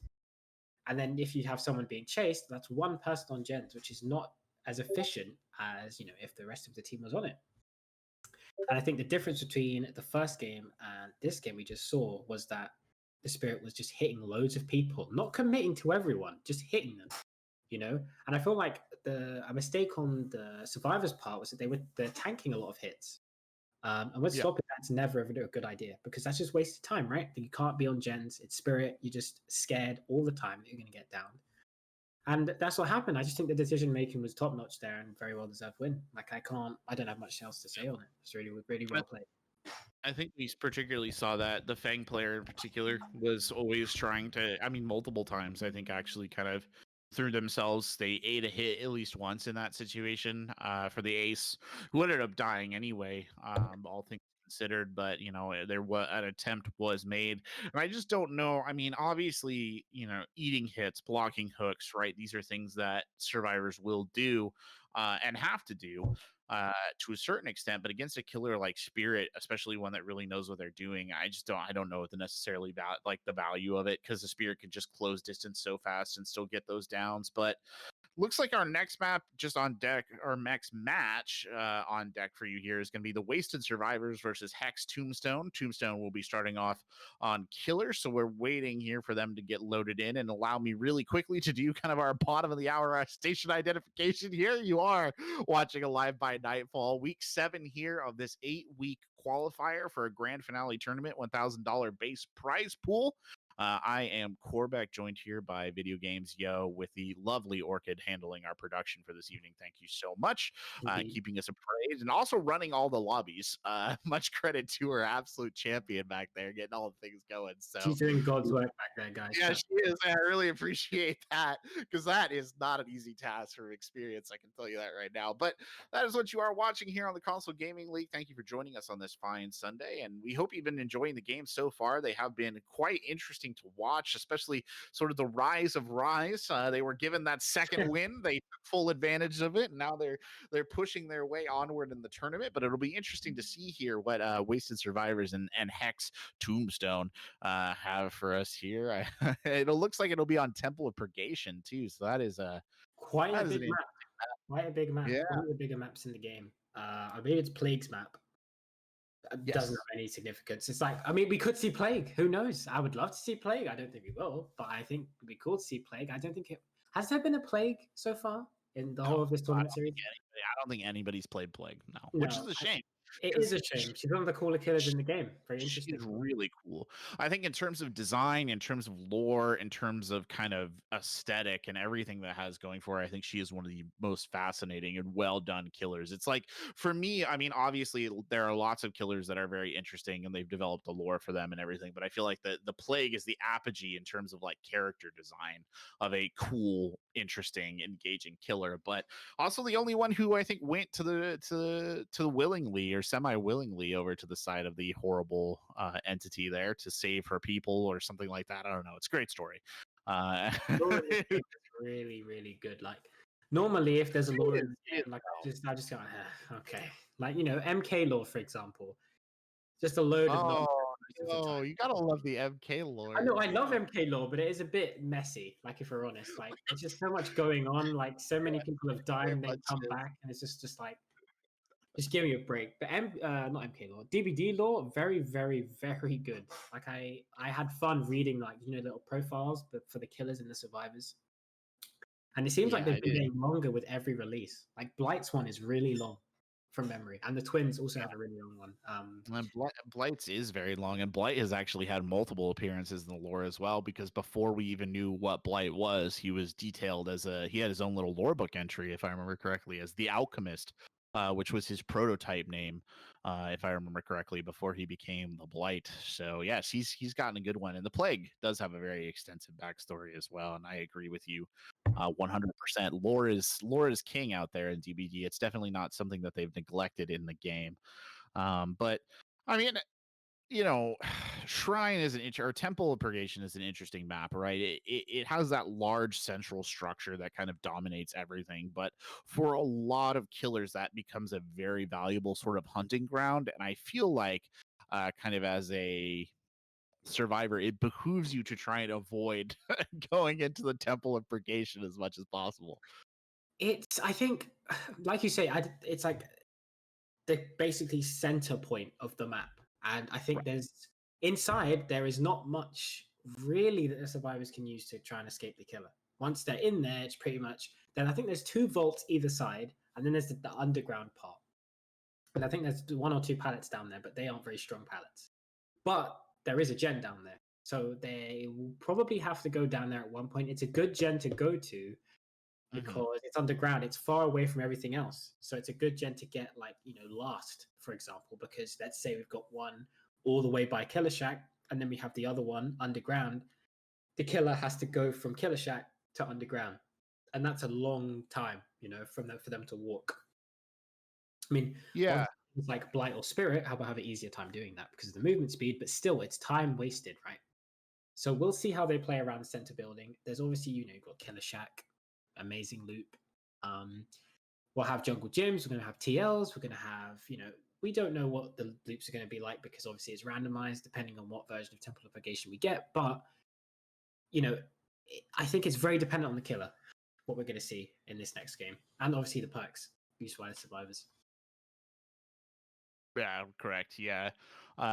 It is also, I think, is quite a big map, as you said. They toned it down in terms of its size. I actually think it used to be bigger, and they patched it a while ago to make it a little bit smaller. So there is that as well. And you do get an achievement for doing the basement gen or the gen in the middle of the temple, if I remember correctly. So added motivation, right? Get those cheapo points in there. I mean, I'd be surprised if the people that are playing today didn't have the achievement. They probably have the achievement, yeah. I think they probably have it, to be honest. But I mean, if just in case they didn't, I mean, they can get it today. You, the audience, now know this as well. Yeah, you, the viewers. Thank Mr. Coolbet for telling you that. If you go get your Chivo, haven't played or done the basement gen on Temple of Purgation, you go and do that now. Stop what you're doing. Go to the temple. Go down the stairs and do that gen. Just do it. Drop the stream, quick! Everybody. Stream on like the side where you do it, so you can. Oh, there you go. Okay, dual monitor set. Yeah, sure. I understand. Yeah, very much so. Yeah, blame my need to have things to small talk about here as we wait for this lobby. I mean, this is the DVD podcast to be at. I mean, it's just the greatest podcast ever made, really. I mean, we're just naturals. Like we say, Orchid is doing God's work back there, but DBD games and DBD lobbies do take centuries to set up. For the fact that obviously crossplay is involved. Just generally, DBD servers aren't the greatest and they're not the easiest to work with. So the fact that we're getting games pretty quickly, is testament to how good the team we have at the back is. So it looks like the game is live. Yeah, it looks like we're ready to go. So speaking of the team at the back, we are good to go here. It will be Hex Tombstone who will be starting off on the killer. Wasted Survivor. Well, they'll be playing their namesake. Hopefully not wasted though. But hopefully not wasted. Yeah. Okay. Technician. Immediately, I'm confused. Technician, inner strength, urban evasion, self-care. What is happening here? What are these builds we're seeing? I'm so confused, Coolbet. I don't know. You take this one. I'm confused. I don't probably know enough to judge, but I am a little confused as well. There's off meta, and then there's. Here we go. We have the crouching Feng in the bushes in her natural habitat. What is happening? Already a hit. Who's the killer? Oh, Spirit. Oh, well, I mean, I sounded surprised there, but I'm not, Spirit. But, to be expected. And, of course, the first down occurs in this underground part, which you were talking about for the majority. They wanted the achievement. Yeah, they wanted the achievement. They heard what he was saying. And they're like, you know what? We want this. We want that gamer score. We want that achievement on the PS4. Unfortunate. That is an early hook. That is brutal, actually. Once again, we see Corrupt again. But we're not surprised. Corrupt is a very good pack for early game. But has already located another survivor though. Interesting.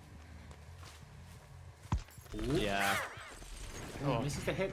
Very nice movement from the Night team. Will she get the pallet stun here? No, she will not. Wonder what perks we're going to be seeing from the Spirit here. We'll not say them until obviously, we see more. Yeah, exactly. But Claudette has been saved off the hook. But was that a dead heart? I don't know if that was a dead heart or just a little bit of trickiness right there, but they'll immediately go into phase walk to try and chase it down. They obviously want to kill the pallet falling invisible air. Oh no! Oh, the hitbox is not working out right there, but the Nancy eventually caught. It felt like an inevitable conclusion, but still, you always like to see a killer, or a survivor, I should say, give them a little bit of a chase before they got down, and that was not bad at all. Indeed, yeah. Two very fast downs, though. And hooks. Yeah, very fast. No gens done. This is an amazing start for Hex Tombstone. Great name, should I add. Hex Tombstone. Really like that name. No bias. Name's great. Nice hit on the Feng there. Again, immense pressure. Drops the pallet. Down. Wow. This is really, really looking good for Hex Tombstone. I won't lie. Slugs. Interesting. Probably going to protect the save, right? I'd imagine. Got a target inside. Yeah, unfortunately, they won't get there in time to deny the save, but they can get pressure on somebody else. And ooh, oh my goodness. Yikes. Though this is not looking good for wasted survivors. They are getting this is oh, you had to make the joke. It was there, dude. You know, they lobbed it at me. What am I gonna do? Look at the screen, the confidence. God. Oh no. Getting wasted. I mean, not a single gen done, 4 hits. This is looking pretty tragic. This is looking pretty tragic, but it's possible still. It's possible. I mean, in all fairness, the Spirit is doing really well here. Has not let up the gas basically since the match started, and they got that early down. And the pursuit's still going here, basically just waiting for the opportunity. None of these survivors have really been able to execute a particularly good loop, and now getting drawn into the temple here, this is basically kind of a death sentence, especially dropping right there. The hit does miss, but they'll get the second one easy as you please. And the pursuit continues apace. That is just rough. This phase walk definitely should end with a hit. Oh, surprisingly doesn't. That's the first time I think it's ended up in a hit all game. Still, 0 gens done. None. This is... If you want to talk about pressure, this has been pressure from the get-go. She has not let up a single second. It's just, they're all injured as you... Oh, Feng just healed. Interesting to know, though, if she does have Sloppy Butcher. I'll be interested to see if she does. So I can tell you now that she doesn't actually have Sloppy Butcher. Not one of the perks in the set. I mean, to no avail. Yeah, it's actually a little inexplicable how a lot of these heals are taking so long. I did see that one of them was using self-care. Not my perk of choice. I mean, I don't think self-care is a very good perk, especially in an environment like this, because it's just loads of time. Oh, try to bait the window. That was nice from Nancy there. But red by the Spirit player, which is pretty good. At TL against Spirit, though, extremely scary. This is a very, very bad position. Let's see if Nancy... Oh, first gen pop. Nice. Let's go wasted. Oh, that... Ooh, that hit makes me dodgy. I don't think she got that hit. I thought Nancy was over the vault there. That makes me dodgy. The absolute tip of the katana right there.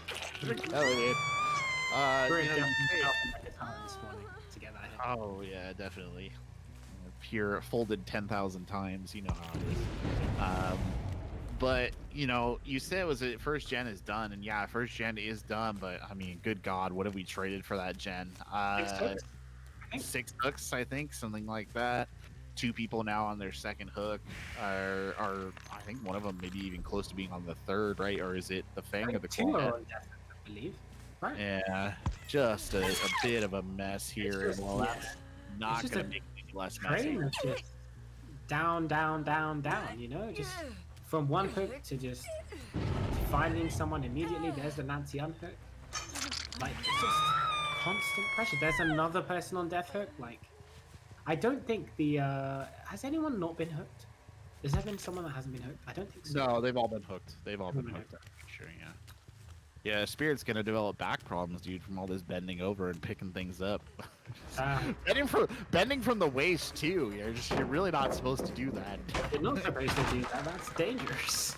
That's not gonna be good for your back at all. Just your body in general. That's not gonna be. I mean, I don't think she can. She can't fingers are bending.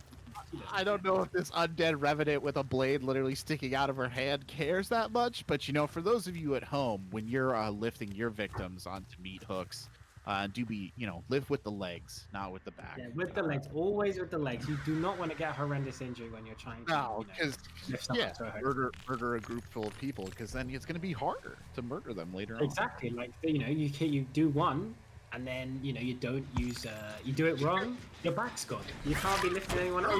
Back out.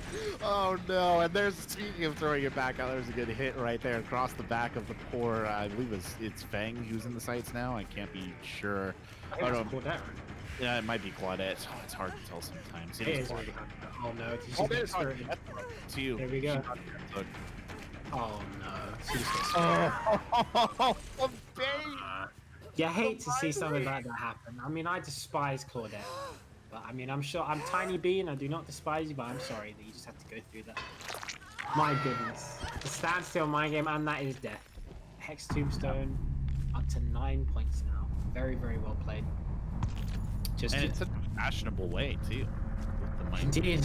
9 points.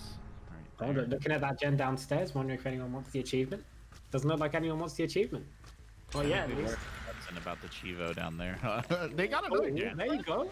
Okay. That's been wasted. Oh, another gen almost done. That was really close to being done, but Nancy's on Death Hook too, I believe. So this is maybe not the best situation. Oh, you do. That's unfortunate. Because I thought she made that, honestly, but DVD things. She didn't make it. The game taketh, the game giveth, and the game taketh away. Right there, a bit of a sad one, and that should be Nancy out of the match. Sorry, Spicy, not today. Not today. Not Spirit. Just hates. She hates people. I mean, that's just what she does. She finds young people, doesn't throw her back out while she kills them. Hence why she's in such good shape. Just zooms across the map, kills you, kills someone else, and that has been the tale of this game. Pretty much, gets a down, gets a hook, gets another down, gets another hook. There's not, and there's been constant gen pressure. Like they've just not had time to ease up. And in chase, I mean, if I were to make a bet here, I would say that this phase would result in a down. Oh, I was wrong. Why, when I bet on it, the killer never comes through with it? Okay, well there you go. Well, there it is. It was inevitable at that point. Is this the hook? No, I believe this is second hook. I'm not sure though, actually. It's been going so fast, and there have been so many hooks. I'll be honest with you, Jordan, that I'm. That's what I'm saying. I don't know. Yeah, it's second hook. Second hook. So both of them are now on death hook. Yunjin, so we'll see. But honestly, I mean, I don't like to call it, but well, there you go. I mean, this is pretty much over at this point. No. That was a very brave, but ultimately perhaps foolish unhook right there. And yeah, Yunjin will go. Yunjin will still stay. So now both of them on one wound though, and this probably seals it here. Depends on how good at this loop Yunjin is. No! She got in the chokehold and everything. Like she was ready to just squeeze her esophagus, just dead straight up. But she didn't, because she's gonna grab us and take her to a knee hook. Not gonna throw her back out. She's gonna kill her. That is Yunjin dead. That's dead. Well, now it's a matter of trapdoor, my good friend. Will they get trapped? Considering that Figment has already been spotted. And that's a no. Okay, I thought she might have got lucky and trapdoor might have just spawned next to her, but I mean, the tale of this game has just been absolute domination for the Hex Tombstone. Very, very strong Spirit performance. And I think it's just, again, like we say, constant pressure, no sloppy butcher, which I find quite interesting. But I think the reason that Wasted Survivors lost this game was because of their perk selections. I think the perk selections were very good, honestly. Yeah, I agree with you on that. I think perk selection is definitely part of it. I also think they kind of got caught up in that, I don't know what the right word for it is, but basically that unhooking game that sometimes you just get caught in as a survivor, where basically hook juggling, right? You get somebody down, then immediately somebody else goes down and they get hooked, and then you're stuck in that loop eternally. And it definitely felt like that. So much resource, so much time, so much focus was being put into constantly dehooking, people escaping the chase, that they just never had any free room to do the gens. And I mean, you don't want to say that it's over, at 16-4. But oof. I If the mean, Fountain's it's not singing, monumental. she's warming up. We'll put it at that. It's warming up those vocal cords. It's coming. The singing Oh, yeah. it's coming. But I never want to count out the underdogs. I mean, because they are now playing as the killer. This game could go completely lopsided, and they could smash it out of the park, get a 4K. Who knows?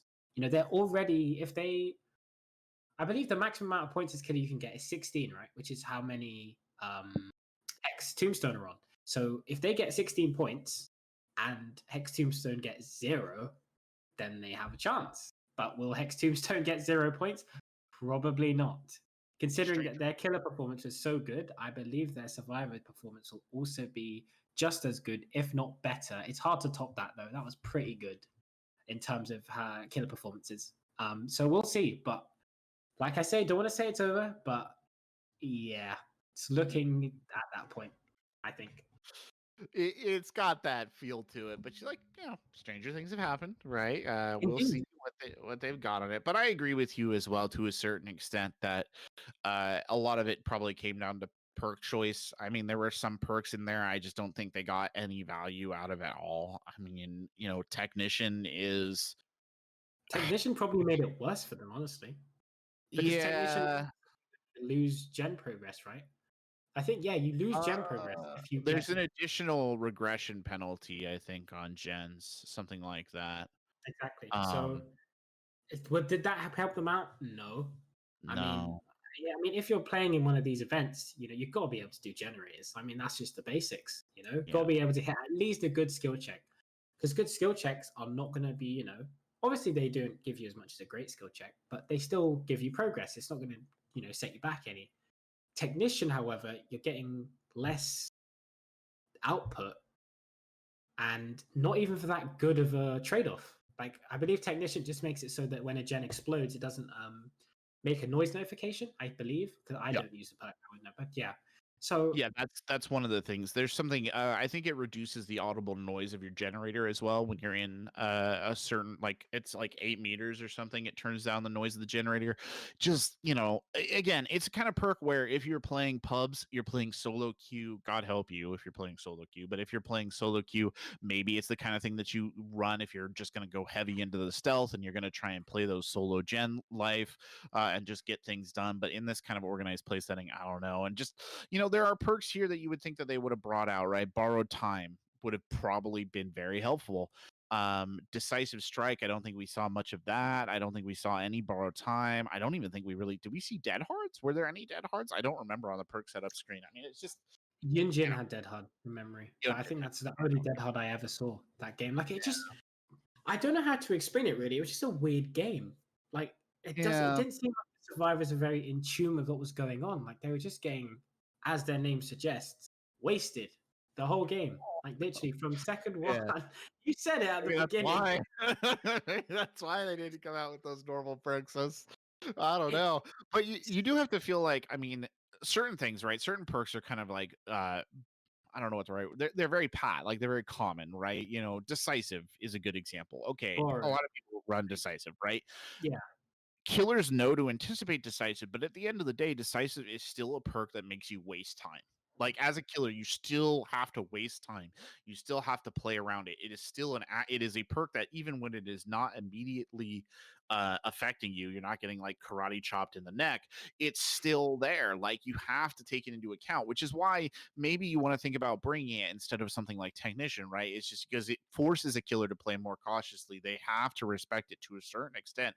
Even a spirit player would have to respect it to a certain extent. For what it's worth, by the way, it does look like the lobby is just about ready, so hopefully we'll be jumping into that game in just a second. It will be Castaway Tay playing killer here for Wasted Survivors, and Castaway Tay has the weight of the world on them right now to try and bring this one back in for their team. Play out of their mind this game. Best killer game they've ever played their entire life, quite likely at this point in time. So, can it be done? Yes. I mean, like I say, we never like to say the game's over. I want them to do well. Honestly, I don't know what killer it's going to be. I mean, if I see, like, I don't know, a pig or like I feel like because of the perk build we saw, I feel like I'm going to see something really unorthodox.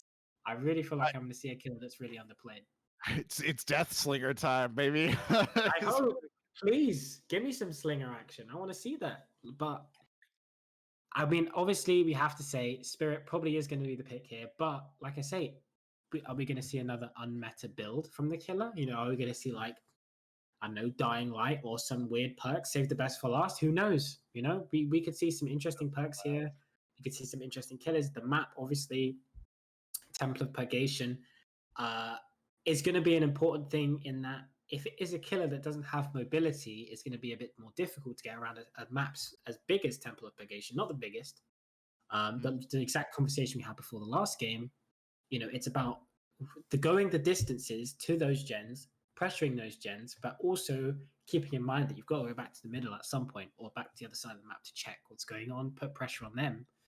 And obviously perks like Sloppy would help with that, but we will see. We don't know what the builds are yet. Interested to see. I want them to smash it out of the park, honestly. I'm biased now. Yeah, I want wasted survivors to be the ones wasting, not getting wasted.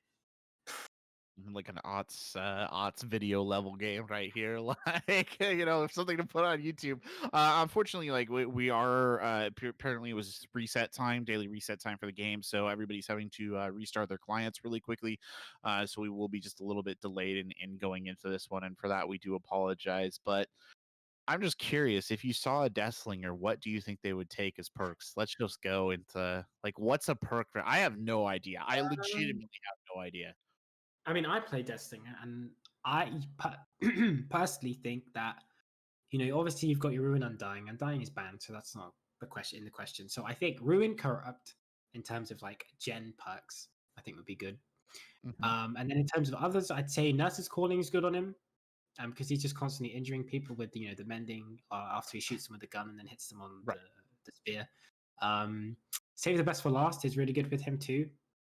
Makes it so there's less downtime. So when he hits without shooting them and has a bullet loaded, he can just hit, quickly recover, shoot immediately, and then just Okay. down them really, really quickly. Like his down conversion rate when he has stacks of Save the Best for Last is really good. Like it's really, really, really fast. So he could use that. Could use Sloppy Butcher, also a good choice on most killers. I'd say pretty safe. Yeah. What else? Could use Barbecue. I mean, although I use that mainly for blood points, we could see that we have no idea. I think it's very, very versatile what he could use. And I think what's more important about Destiny is just his power has the ability to just change games. Like he's just so good at anti-looping, so good at catching survivors where they'd normally be safe. Like through window vaults, for example, where you know they've already vaulted the window, Destiny just come back here, gets the hit, you know. So we'll see. But I mean, we're talking about Destiny. It could be like, I don't know, Legion or something. I've seen Legion. Yeah. I think I saw him the week Yeah. I commented. Yeah. We've seen Legion before. It could be anyone. Could be The anyone. world is our oyster in that regard. For what it's worth, that last killer, I don't think we ever fully revealed their perk layout. It was Popped, Corrupt, Ruin, and Strider. So essentially very similar to the previous spirit build that we saw coming out of Rise, just that Ruin being swapped in for the Sloppy Butcher instead.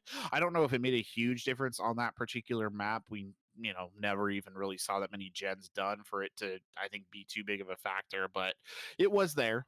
So Indeed. I think more the perks weren't really shown in terms of how effective they were, just because of the fact that the killer gameplay was just so explosive and the pressure was there and the survivors on gens weren't very efficient. So it was hard to say how effective those perks actually were. But I mean, good perks just in case they were effective on the gens, right?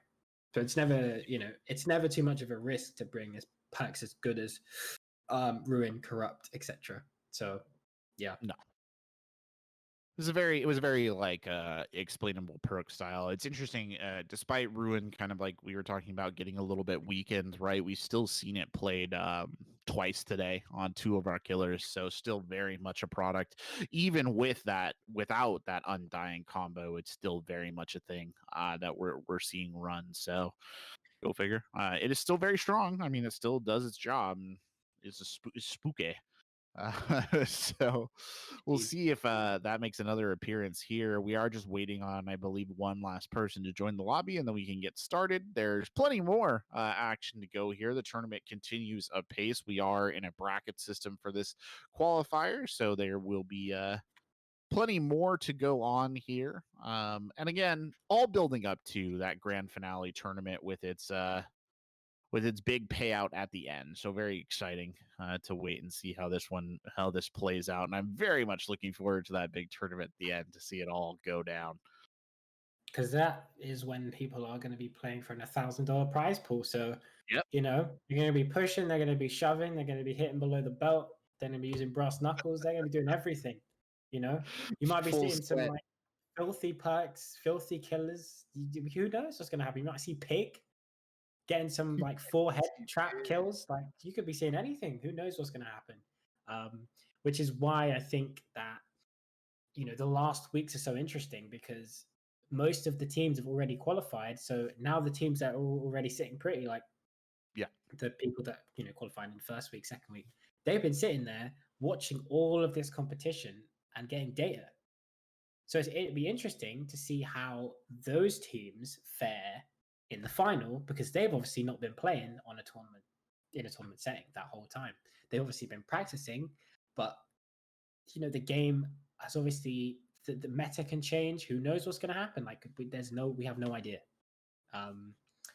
So like you say, I'm excited as well, and I think that no matter what happens here today, the gameplay is going to be there because it has been. But, yeah, very much so. It's been really good as of late.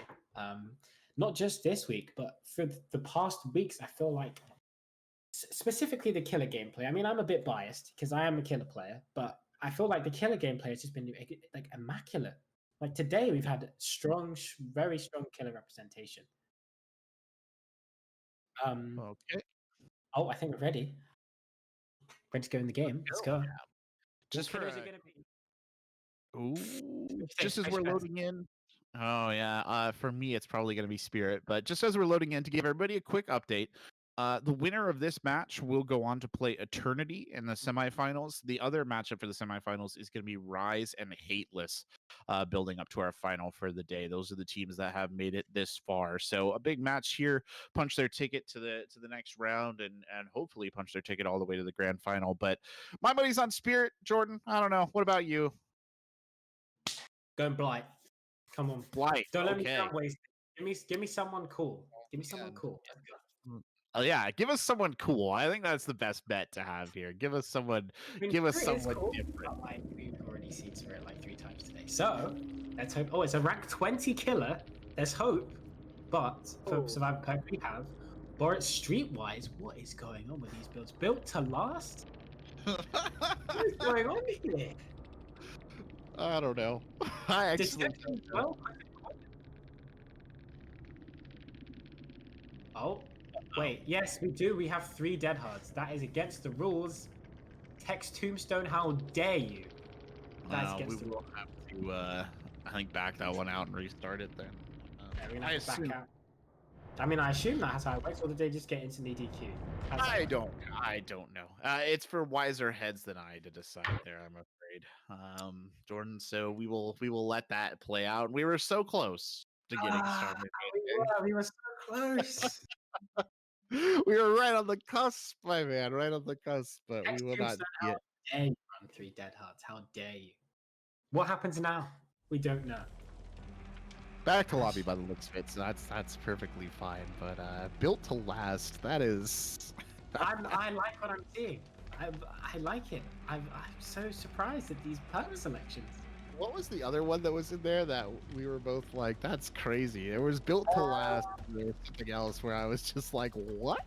Streetwise, that was it. Yeah, that's a weird one too. Man, that's a weird one, but okay. I mean, I'm guessing they're focusing on like doing items, like using that toolboxes. Well, those are both very item-focused perks, right? Because built to last recharges your charges, right, on an item. And then Streetwise, what is that? It reduces the depletion rate of the item. correct, or something like Yeah, that. like when you're with her, and it also counts for teammates as well. It's kind of like prove thyself.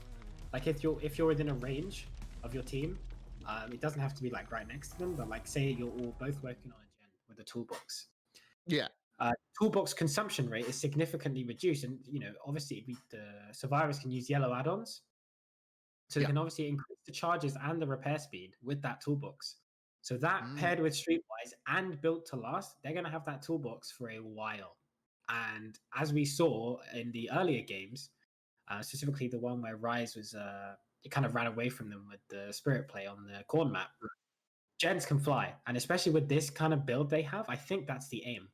They're just trying to get gens done as soon as possible. I think that's what they're Yeah, trying to do here. I think you're right there, Jordan. Because when we saw them in the lobby there, the items that they were carrying, they had two toolboxes, right? That the med kit and the flashlight, and those two toolboxes indicative, I think, of that kind of desire to get gens done as fast as possible. I mean, obviously, given the situation that they are in with the points, the quicker they can knock out a couple of gens, the better. Because I think basically, what it's like one gen can get done, or no gens even can get done, in order for them to win. So, in order for, I should say, Wasted Survivors to win. So, Hex, Tombstone, they just got to get one. So they will. But I think I don't know why, but this week I've seen the most like off meta perks of any week. It's weird. I don't know It why. it might be because we're reaching the end of the pool, right? Like these are a lot of the teams that haven't succeeded in past weeks, so maybe it's the off meta crews are coming out today to try and Maybe, make their presence known. maybe it is that. Like I really like it because like I say, I play DBD quite a lot. I'm very into it. Like I had a period where I didn't really like the game after the patch, but I've started to get like back into it quite a lot. And when I play the game, it's just unbreakable, dead hard, decisive, prove thyself. Like I'm just seeing the same nonsense over and over and over again. Yeah, they're strong perks, but it's nice when you see like it's also on the killer side. Like it's nice when you see like a trapper player or a pig player or a huntress player. Like they're not common. So it's No. nice to see that the survivors are going for things that aren't common, like built to last, streetwise, like we saw in the game prior to this one, technician, self care. They may not be the most useful, but it's different, and I think Oh, it very just much so.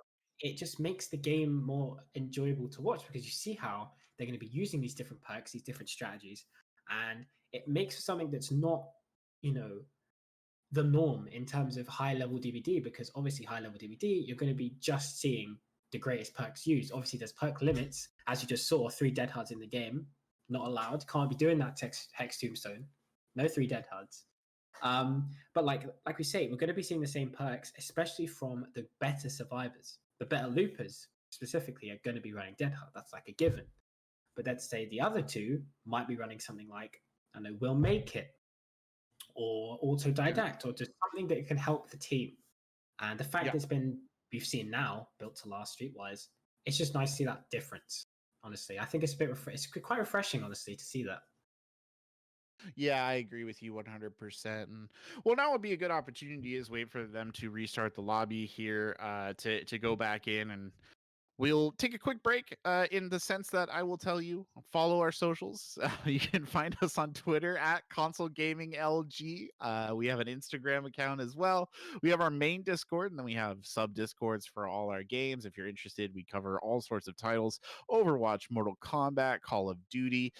This tournament in particular is being run in partnership with Kunoichi, so our women's gaming organization. And thank you so much to the ladies for putting all of this together. It has been a spectacular and very entertaining tournament. So we've been enjoying this one to a certain extent. Now, hopefully, we'll be seeing more Dead by Daylight content coming down the pipe as well. But sure enough, there you go. Check out our socials. Keep abreast of everything we have going on here. All of our tournaments are free to enter, so we encourage you to go out and sign up and try your best. We've got all sorts of fun stuff waiting in the wings. So that promo out of the way, you are, of course, watching Alive by Nightfall Week 7 here. I'm Corbeck, joined by Video Games Yo, just like it says down there in the Twitter.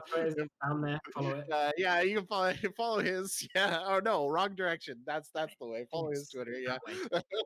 there you go.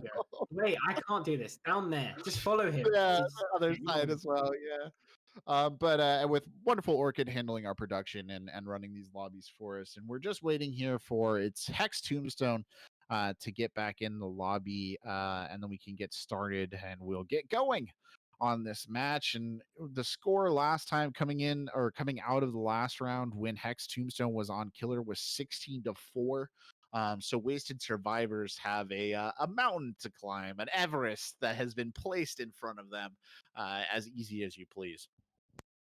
Indeed. I mean, I shouldn't be biased. I shouldn't be, but I want to see a performance here from Wasted Survivors. I want to see what they're going to come up with. I want to see if they're going to be using any unorthodox killers, unorthodox perks. We already know that the Hex Tombstone are using some unorthodox strategies in Built to Last and Streetwise and 2 toolboxes, but hopefully those gens don't get done or touched, because that's what not Streetwise. I call them Streetwise.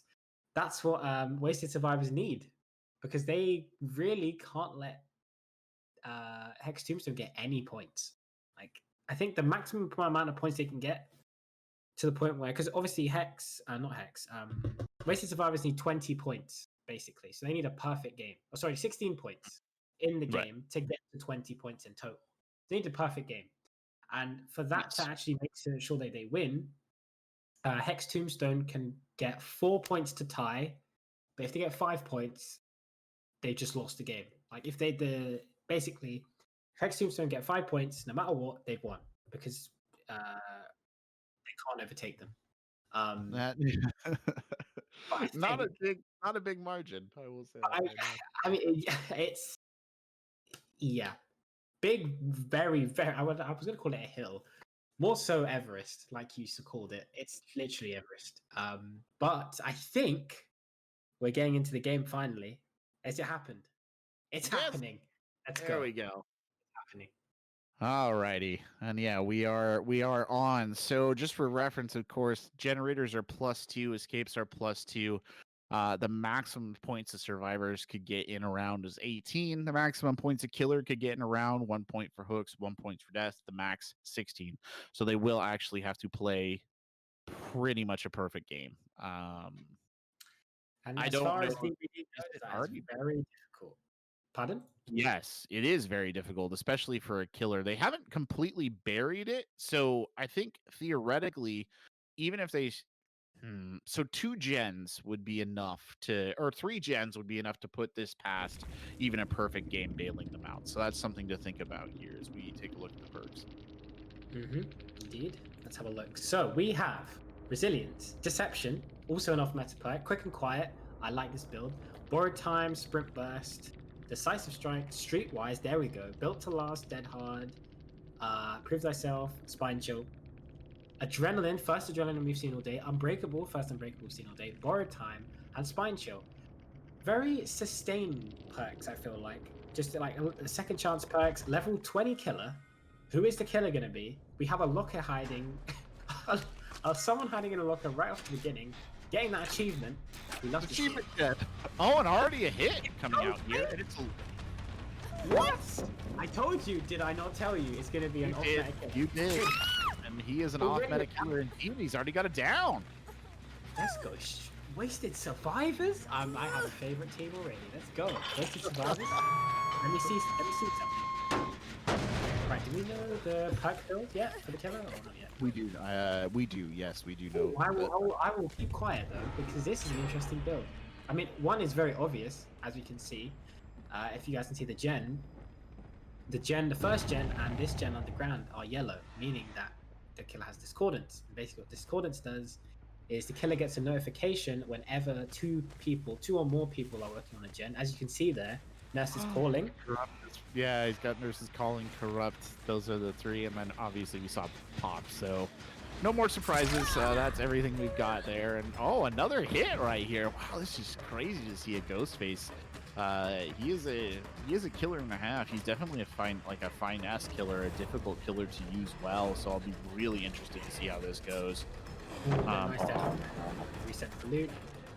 Don't think. Oh, ran away from the pallet though to the next loot. Will this person make it? Oh, I don't agree with that. Oh, I don't agree with the changing targets there. Yeah, because now the Yunjin has a lot more distance. Can pretty much do whatever she wants. We'll see though. I have confidence. It's been pretty good so far, to be honest. One hook. Shouldn't Wasted Survivors be on 5 if they got a hook? Or they were on 3 before? I swear the score was... They will. It'll be updated soon, I'm sure. But yeah, I do believe it's 5. Unfortunately, a gen has already gone down, so that's not exactly ideal. They can literally afford to give up 2 more. And at the space this is going, that's a good hidden stalker right there. It should get him an early hit, and yeah, it will do. I don't know if they'll be able to bring the Nia down though on this loop. No. Oh, and the flashy as well. Oh. Good evasion. Oh, okay, no, this is still possible. Gem pressure seems to be good though. We shall see. Oh no, how did that miss? Very unfortunate.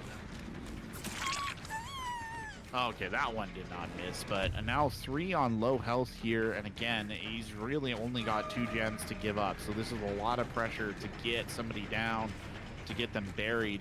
I mean, he has to get all of them, and he literally can't let any of them escape. He has to play a perfect game or close to it. Now, that's a big good nurse, because Nurse's calling coming in right there. This is about to be a nasty surprise. Great down. Loved it.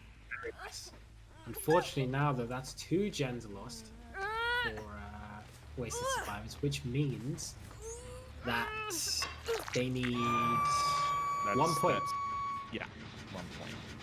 So that could be anything. That could be an escape. That could be another gen. Like, let's just say this is a very tall order from this. Oh, that's it. That's game. That's buried. Yeah, unfortunately, that will be game, and I mean they do get the down on the Nia right there. But from this point in, we're just watching it for the viewing experience. Unfortunate. I really do like the Ghostface pick. I appreciate the Ghostface pick. In hindsight, it's just too much of a tall order there for them, to be honest. No matter what killer they picked, even if it was Spirit or if they were able to pick Nurse, I think that it's just too much. It was too much for them to handle, to be honest, because they legit had to play a perfect game. So yeah. Yeah. Valiant effort. And the problem with the Ghostface too, right, is that he is to a certain extent a little bit more of a slow build killer. He's not like your Blight, right, where he's just, or your Blight or your Spirit or even an Oni or something where, ooh, good dead hard right there from Jeff to just get away from that. But he's not going to be able to apply constant pressure. That's just not what he does. And I mean, they were in a situation where constant pressure was needed. Good down. I mean, he's getting some knocks, he's getting some kills. I mean, you got to appreciate it, or not kills, but I mean, he's getting some downs and getting some hooks. So you got to appreciate that. But just not ideal for this situation when it was already so difficult to get with. Like, I mean, it's just damage. I mean, it's not even damage imitation. It's just pride at this point. Can he get a kill to end this? You know, like, I mean, the damage is pretty much done after the just ridiculous performance from Hex Tombstone the first time round. And I think, you know, honestly, I don't think they could have. Oh, nice exposed. Oh wait, is she already injured? Yes. Region is already injured, yeah. I'm confused. I don't know why they just stopped. I don't know either.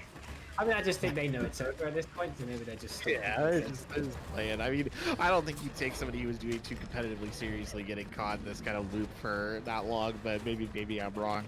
And we're not just being, you know, to be fair, those of you in the chat, if you just joined in or something, Jordan and I are not being Debbie Downers. It is literally mathematically impossible for them to win now, given the scoring situation, even more so after that other gen goes down. This is, yeah, there's the gates, and that should about do it. This is unfortunate, to say the least. You hate to see something like this happen, but... Get him! You don't hate to see that. Got the Nia, though. That's fine. Hook him, yeah. Go on, buddy. Let's go, Wasted. Let's go. I guess this is Nia's. I can't even type. It's your second hook. Second? Second yeah, hook. Come let's Camp get a it. kill wasted. Camp the hook. Kill, Look at yeah, her. camp the hook. Face camp this woman. Do Okay. not leave her. Oh, he's walking away. He's leaving her alone. Please go back to this woman's body and face camp her. Just a bait, dude. It's a bait.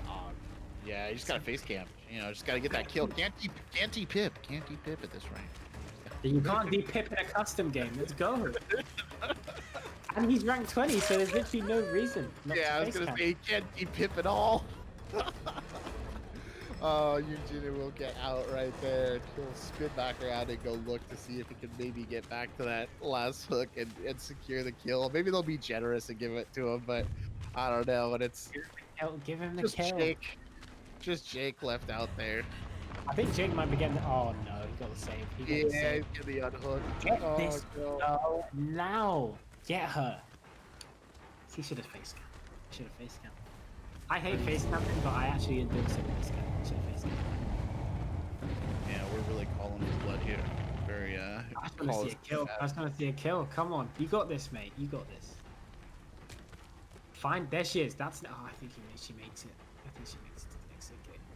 Oh, she probably does. That's gonna be a run. Oh no. Wait. Yeah. Oh no, they're healing. Oh. Oh well. Hey, they did great. They did. I hate to see it happen. You do. Well, you do hate. 34-8. Holy moly. I mean, that was a one-sided game. Him. Yeah, buried him. I mean, I hate to say it. I hate to say this again, but wasted. Need those big red letters. I'll let you say pop up on the screen. The slowdown, Ghostface just falls down, dying. Absolute tragedy. Very solid round from them. Well, that will push Hex Tombstone onward to the semis today, where they will be facing, I believe, Eternity.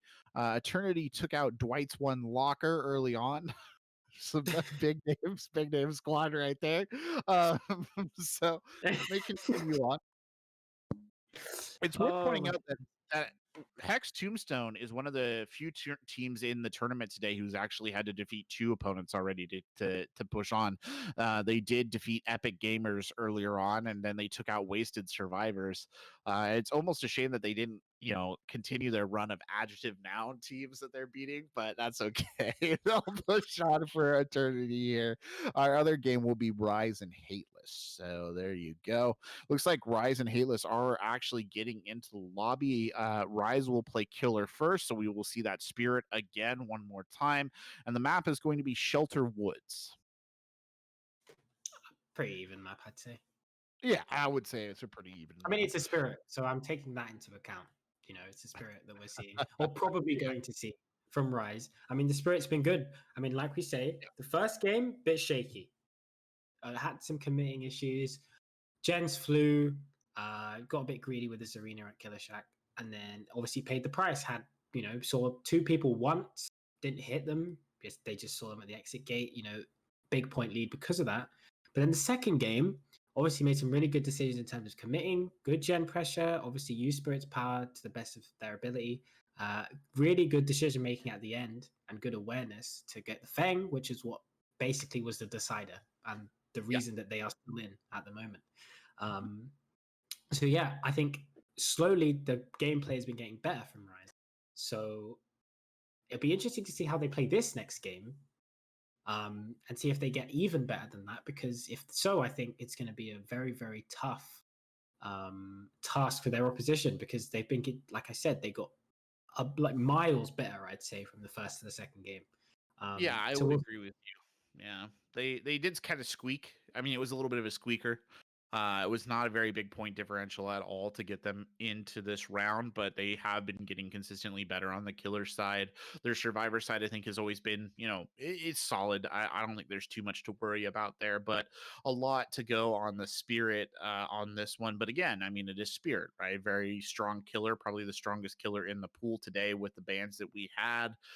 Shelter Woods, interesting map. It is one of those few maps I believe that doesn't have kind of some sort of significant like landmark building, right? It's just a tree in the middle of it. So that's a bit of an interesting factor as well. And I do think to a certain extent that makes your survivor life a little bit harder, right? Because sometimes those central buildings provide some good loops or some good opportunities, but you'll still have plenty of tools to work with here.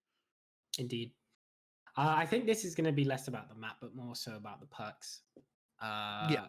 Rise, the Spirit, we've seen the same perks every game. Perks have been good, build for Spirit.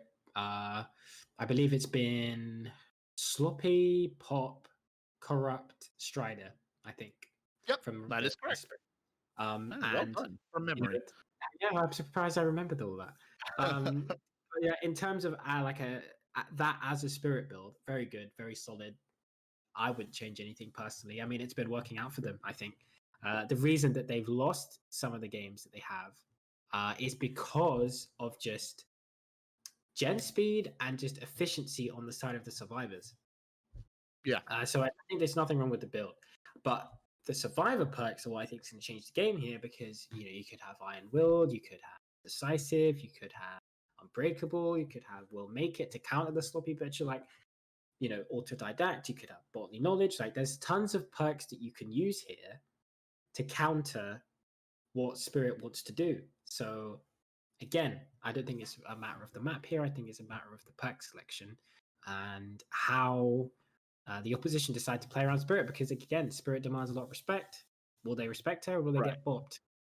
Well, they have to wait and see. I mean, to a certain extent, I assume that they've kind of been following the stream maybe today, so they should not necessarily be surprised.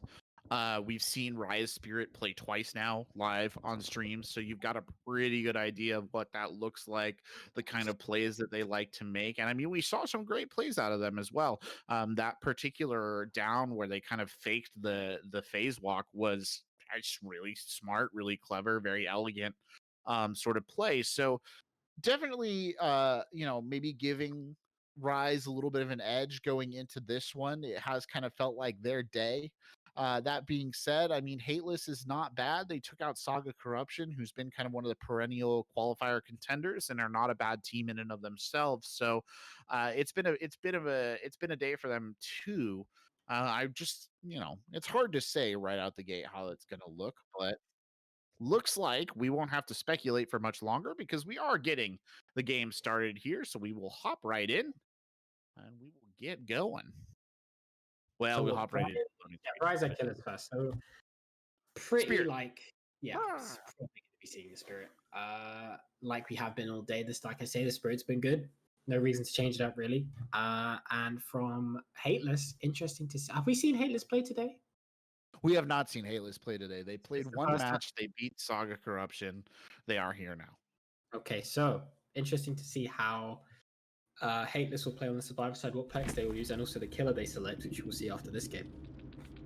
But in terms of perks, we have Decisive Strike, Lithe, Deliverance, Borrowed, pretty standard. Sprint Burst, Built to Last, again, Fixated, whoa, off-meta build alert, let's go. Borrowed Time, Sprint Burst, Repressed Alliance, whoa, what? Flabbergasted. I have no words. And then that last build, yeah. I mean, I'm too focused on just the third one. Anyway, the final build we had Dead Hard, Decisive, Prove Thyself, and Camaraderie, by the way. But what are we? I'm loving this. Off meta. Yeah, that's great. That is actually kooky. Repressed Alliance? What? That is a Cheryl Mason perk, who is my favorite survivor, Silent Hill chapter. So that has a special place in my heart, because that perk I just never see ever, apart from when I'm using it. So, bit of frustration there. Just hits the windowsill. That was interesting. But 3 survivors already found. Quite a big map, I would say. Yes, Shelterwood is a bigger map, and that would probably be an inhibition to certain killers. Spirit, maybe one of the better ones to be stuck on, but now caught in this loop. Good little attempt there at the moonwalk to see if they could catch him coming through the window, but this is shades of what we saw on their initial run, where they kind of did get stuck in a couple of chases, and they've actually completely lost his Feng Min, and that's annoying. That's just time wasting right there. Literally just time wasting. If I was the Spirit player there, after a little bit, because obviously, like I say, TLs with Spirit, Spirit is a 110% speed killer, so she's slower than average. And at TL, you're not going to really want to use your power initially because spots the ace. That was well played. And already done, by the way. This man has sprint burst. You can tell he's walking. He has sprint burst. Now, see, what I would do here in the case of the Spirit is, I would engage in this chase for a little bit. Okay, this is good. She got the hit. Now she can, commit to him. If she didn't get the hit, however, just disengage. Because I feel like this Spirit is good, but just has commit issues, which we saw in the first game, right? Yeah, target prioritization too is just, and commitment issues, let's say, are just very critical things in this game, and it's something that you learn. And obviously this is a top tier killer. There's someone who very knows what they're doing, but it just goes to show you how big of an impact it can have and how much you need to be constantly aware of it. Should be able to get the down there. And well done indeed. Good end to the chase, and that will be an initial hook, and already 2 gens are done. 3 gens are done. Whoa! Hello, Gen Speed? Good God. Oh, Gen Speed. Oh my goodness. That's just frustrating. Genuinely frustrating from the perspective of the killer too, because she overcommitted a little bit to 1 or 2 loops, but realistically hasn't made that many mistakes. Just what can you do? I mean, that's not her fault. Even if she, let's say, went away from that initial commit, I still think Gens would have been flying. I don't think that initial commit, it wasn't bad, but I don't think it was terrible. Holy, this is bad. And another TL. I don't agree with her committing to these TLs. I really don't. I feel like she should just be using her power to go to a gen, getting the injure, and then using her power again. I feel like that's what she should do.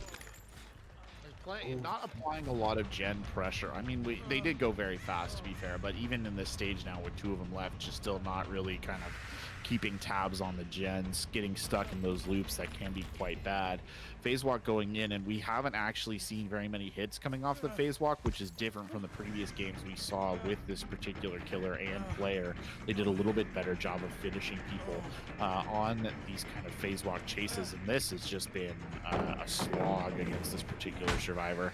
I don't even know how long they've been at this one, but it has been a good long while, and another gen will fall, and this situation is dreams into nightmares. This is starting to look real ugly here for the Spirit. I feel like the first game again. I feel like it's just very similar. Yeah, just the chases are going okay. The first chase was a bit dodgy, I will say that.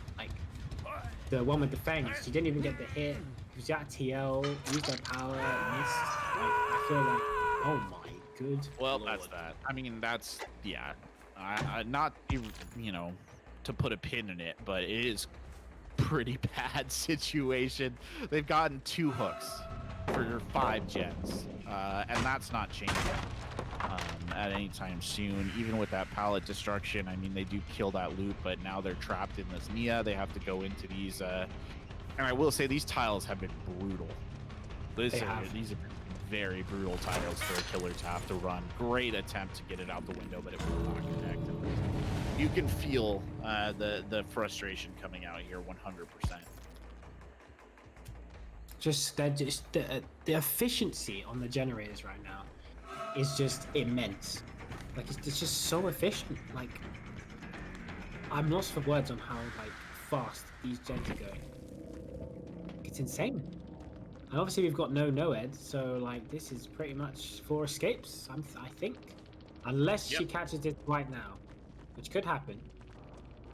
No. Oh no, you're slightly in the past, I think. I'm in the past. Oh god. I'm in the past. No. Ignore me. I'm in the past. He's trapped in time. No, it's done. And Ryze comes out of that with 2 points. Hateless goes in with 18, which means that we've seen it already tonight where a killer basically had to play a perfect game. They actually have to play a perfect game. Well, they actually have to play a perfect game. And yeah. cannot get a point. Yeah, they can't let anyone get hit. or down or hooked, I should say. Oh my good god. I don't. Oh wait, no. Okay, hold on. Maximum number of points for a survivor is 18. God, this is when like my teacher in math class was like, "You'll never know when you have to do math." I think she got me.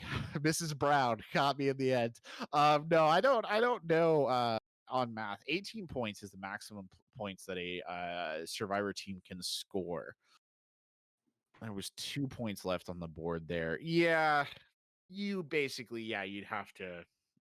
Yeah, you can take one. Yeah, it's no, it's You can take pretty much 2 hooks because the 2 hook is a hooks. point. Yeah, that's 1 it. point. 2 hooks. That's it, and you're Yeah. done. So And everybody needs to escape. 2 hooks, and everybody needs to escape, and you need through all the gens. So, whoo, I mean, this is it's possible. I never like to say it is possible, but like, a holy lot of smoke! things in the world are possible. To be fair, but not all of them. Good lord. Oh my god, that was absolutely brutal. That's to punish me for being like, "Oh, I think Rise has a bit of an edge here." No, not at all. Utter annihilation right there on the side of the survivors, and they are just way too fast at those generators. I mean, we were saying it during the match, but at a certain point in time, Jordan, it's just what can you possibly do? I mean, not commit to the chases, but I feel like you said, if she hadn't committed to the chases, the gens would still have been flying. I don't. Yeah, I don't know. That's rough. I feel the pain. There's not much we can even say about what just happened there. I think it was just, You feel the pain. yeah. I mean, I hate Spirit as well, but like, I feel bad because that was Yeah, just like, it's just utter domination, and I think all of that was because of one bad chase. From yeah. that one bad chase at that TL at the very beginning, it was just bad from there. Um, and And it's just unfortunate, you know. Like, there's not much I can say. Like, yeah, I'm struggling to think of something that, you know, really led to that kind of loss in terms of the gameplay. But it was just really that first chase and just again efficiency. This yeah. game, if you're efficient on gens as Survivor, you're gonna be smoking people. Like, that's just how it Yeah. goes. I mean, I think everybody who's played Dead by Daylight as a killer at any level has had games like that. I know I have had games like that down, as a newer player down in my rank that I'm at, like 10 or whatever. I've seen that. I'm sure you've seen that at higher levels as well. It just happens sometimes. People just fly on the gens and there's just nothing you can do. And you're just kind of left there, standing there holding whatever, brutal instrument you try to use to kill people, watching it happen around you.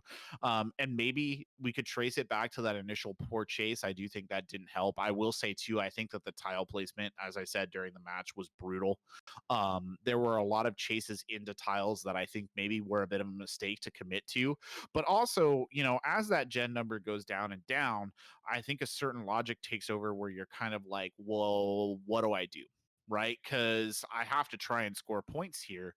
I don't think I can stop them from doing gens. So you probably hard commit to the chase, just thinking to yourself, I just have to get downs, right? Like I have to get hooks. I have to try and get some points out of this situation. And that maybe was the logic that was going into some of that. But compared to the game that we saw previously, that was a much poorer performance coming out of the Spirit player there for Rise as well, which is just, unfortunate. But it is the way the cookie crumbles sometimes. So I'm just sad because like Oh no, don't be sad. It's okay. improvement, the improvement from Spirit the is first. still evil. Oh, I despise it. I despise it. This is more than good. Like, I feel like the first game to the second game, the improvement was so good. Like, it was so good. Like, you could see the changes in game plan. You could just see how they adapted from the first game, and it worked, paid dividends. Yeah, But now it's just like she's all gone back full circle, and she's gone back to where she started, which is, initial chases are okay. But then just gen, that's it. Like it's just right. Yeah, it's it must be demoralizing because of that, great second game that they had to go back to that, which is just literally the same as the first game. But everyone escaped this time instead of very much. the first game. Only three escaped Yeah, and one you died. got you got to imagine that stings to a certain extent. I agree with you 100% right there. By the way, we can take this. Oh, never mind. We'll do the pitch later. We're going into the game now. They are ready to go here. Looks like everybody is in, and we will get started on the load screen. If you lose a survivor, do listen closely. You may hear their footsteps. If they are injured, you will be able to track them by listening for their groans of pain. Thanks, DVD. Didn't know that. Yeah, that's what those were. I just groans of pain. Of course, it makes sense I now. thought that was the ground as we stepped on it. They were like, don't step on me. The crowd Always is good to screaming. What kind of hellscape do you imagine here, dude? That's horrifying. I don't know. But I mean, they had to make sure that we knew. So, shout outs to DVD for telling me that, because I would have had no clue otherwise. Okay, jokes aside, let's get into the perks. So we have resilience, spine chill, iron will, dead hard, pretty standard. Resilience, dead hard, iron will. Exactly the same build as the first one. Okay. Then we have borrowed, deliverance, distortion again, and that last perk I didn't see. Borrowed time. Oh, we'll make it. Thank you very much. We'll make it. Then deliverance. We'll make it. Distortion. Borrowed. So we shall see what is going to happen here. Starting off with Zarina. Once again on Sheltered Woods. Massive map. Let's see how the... Oh, wait. Who's this? Ooh. Hillbilly. Hold on. Crazy hillbilly. Interesting setup. Interesting setup. One of the items he has increases the charge time of the chainsaw, which I think is quite interesting. Looks like he has bamboozle from the speed at which he... Okay, this is interesting. I'm strapped into this one. This is a wise choice, I'll be honest with you. Considering where the points are in this particular situation, a one-shot down, like, basically you just have to do it twice. So this is wise. I get this from a strategic perspective. I don't even know if this is necessarily the killer that Hateless will be running in all of their other matches. This just makes sense as kind of a strategic choice. And, well, throws her on a hook, and that's 1 point. So they need 1 more point. Two, technically. Two. Oh, 2, okay. So 1 more point to tie. And another point after that. And 2 Tinkers. Jen's got done, though. That was quick. I'll say that much. That Gen was quick. And the Tinker just popped that Gen there. Another Tinker has just popped. Wait, hold up. This might be doable. Hold the phone. This might be doable. Oh, it's gonna be a Herculean task indeed, but it might be this chase very tight here. Let's go, Zarina! Let's go, Zarina. Hold up, these gens are gonna go. I'm telling you. I saw Tinker popping outside. There's a gen. Oh, Zarina. This Zarina is running for her country right now. We love to see this. Dip, duck, dodge, dive. Oh, goes flashy. Oh, yes, no. It's on the follow-up. Oh my goodness. Oh, this is doable. This is hype. Okay, Zarina, let's go. Do not let him get this down on you. Do not let it happen. Protect yourself. They're just not. He's just not giving up. Oh, he gets a hit there, but he doesn't get the down, so the run will continue. Oh, no, I think it's the down. That's the bamboozle. Oh, nice dead hard. Run away. Run away from him. He's a crazy hillbilly. Run. Just run. Good. That's a hit. Oh no, it was so well done for so long. What play though? Genuinely.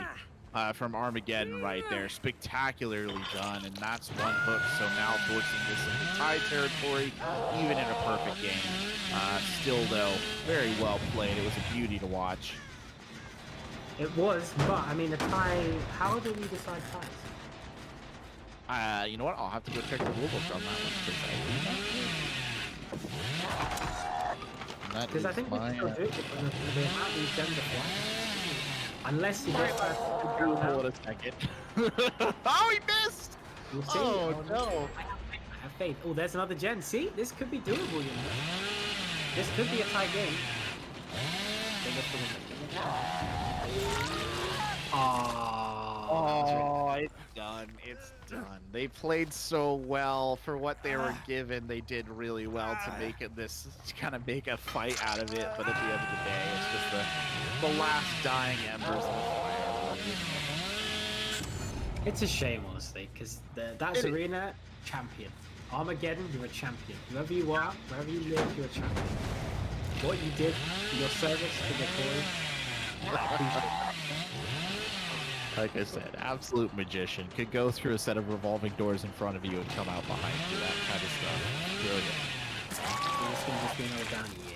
Yeah. Again, the strategic choice of the hillbilly, and I'll be interested to see because we will get to see Hateless play again. I do believe at some point in time. I'll be interested to see if this was the killer that they always wanted to go with, or if this was an intentional swap to get that one-hit ability in. Because if it was an intentional swap, it was wise indeed. And was that a Claudette that went down right there? I don't know. I saw blood. I also saw a generator. So yeah, that's Claudette. Yeah. Pretty hard to see. Yeah. Is it Claudette or Nia? I can't tell which. No, it's Claudette. It's Claudette, yeah. Sorry, Claudette. I mean, not that sorry, because as a killer player, I hate Claudette, but... oh, look at they know it's a... Flashing! Oh, no! They do. Gotta admire the obnoxiousness, though, of the flashlights there at the end. I mean, they're doing good at evading. They are. They're really well at evading, actually. They might actually get a couple of people out here at the end of this. It must be pretty tough to know that you physically Yeah. Okay, he's just cooking up. Jesus. Cooking with Hillbilly. That's one more down. That's it. There goes the chainsaw. That's game. Game, set, match. I hate to see it, but we've had 2 games like this today, and it's just been impossible for them to win. It happens. That's a mathematical scoring system. It will happen. For reference, by the way, I've been informed by the producer that when there is a tie, they just play again. That is the tie protocol. They go to like a tiebreaker game. So, not going to be a factor in this situation though, because that will be the final score. Well, okay, not quite the final score. There'll be a couple more points tacked on for Hateless, but the final scoreline reflects the victory of Hateless over Rise here. So Hateless will punch their ticket onward. Still more games to come here, though. They will be in the final, but I don't know if it was going on at the same time or if we'll get a chance to watch it. But Hex, Tombstone, and Eternity are facing off in our other lobby right now to determine which of them will be in the final. The qualification slot up for grabs here as we see Hillbilly finish his decorative work here in the Shelter Wood. And that will be the last One more game. I believe. Yeah, you are correct. Assuming that we don't watch Hex. And how would we do that? How would we even switch to that? Yeah, do we like pick on a break or like what happens? The power of the internet. No, I believe that they were playing simultaneously with this one. So. Oh, well, okay, there so you just go.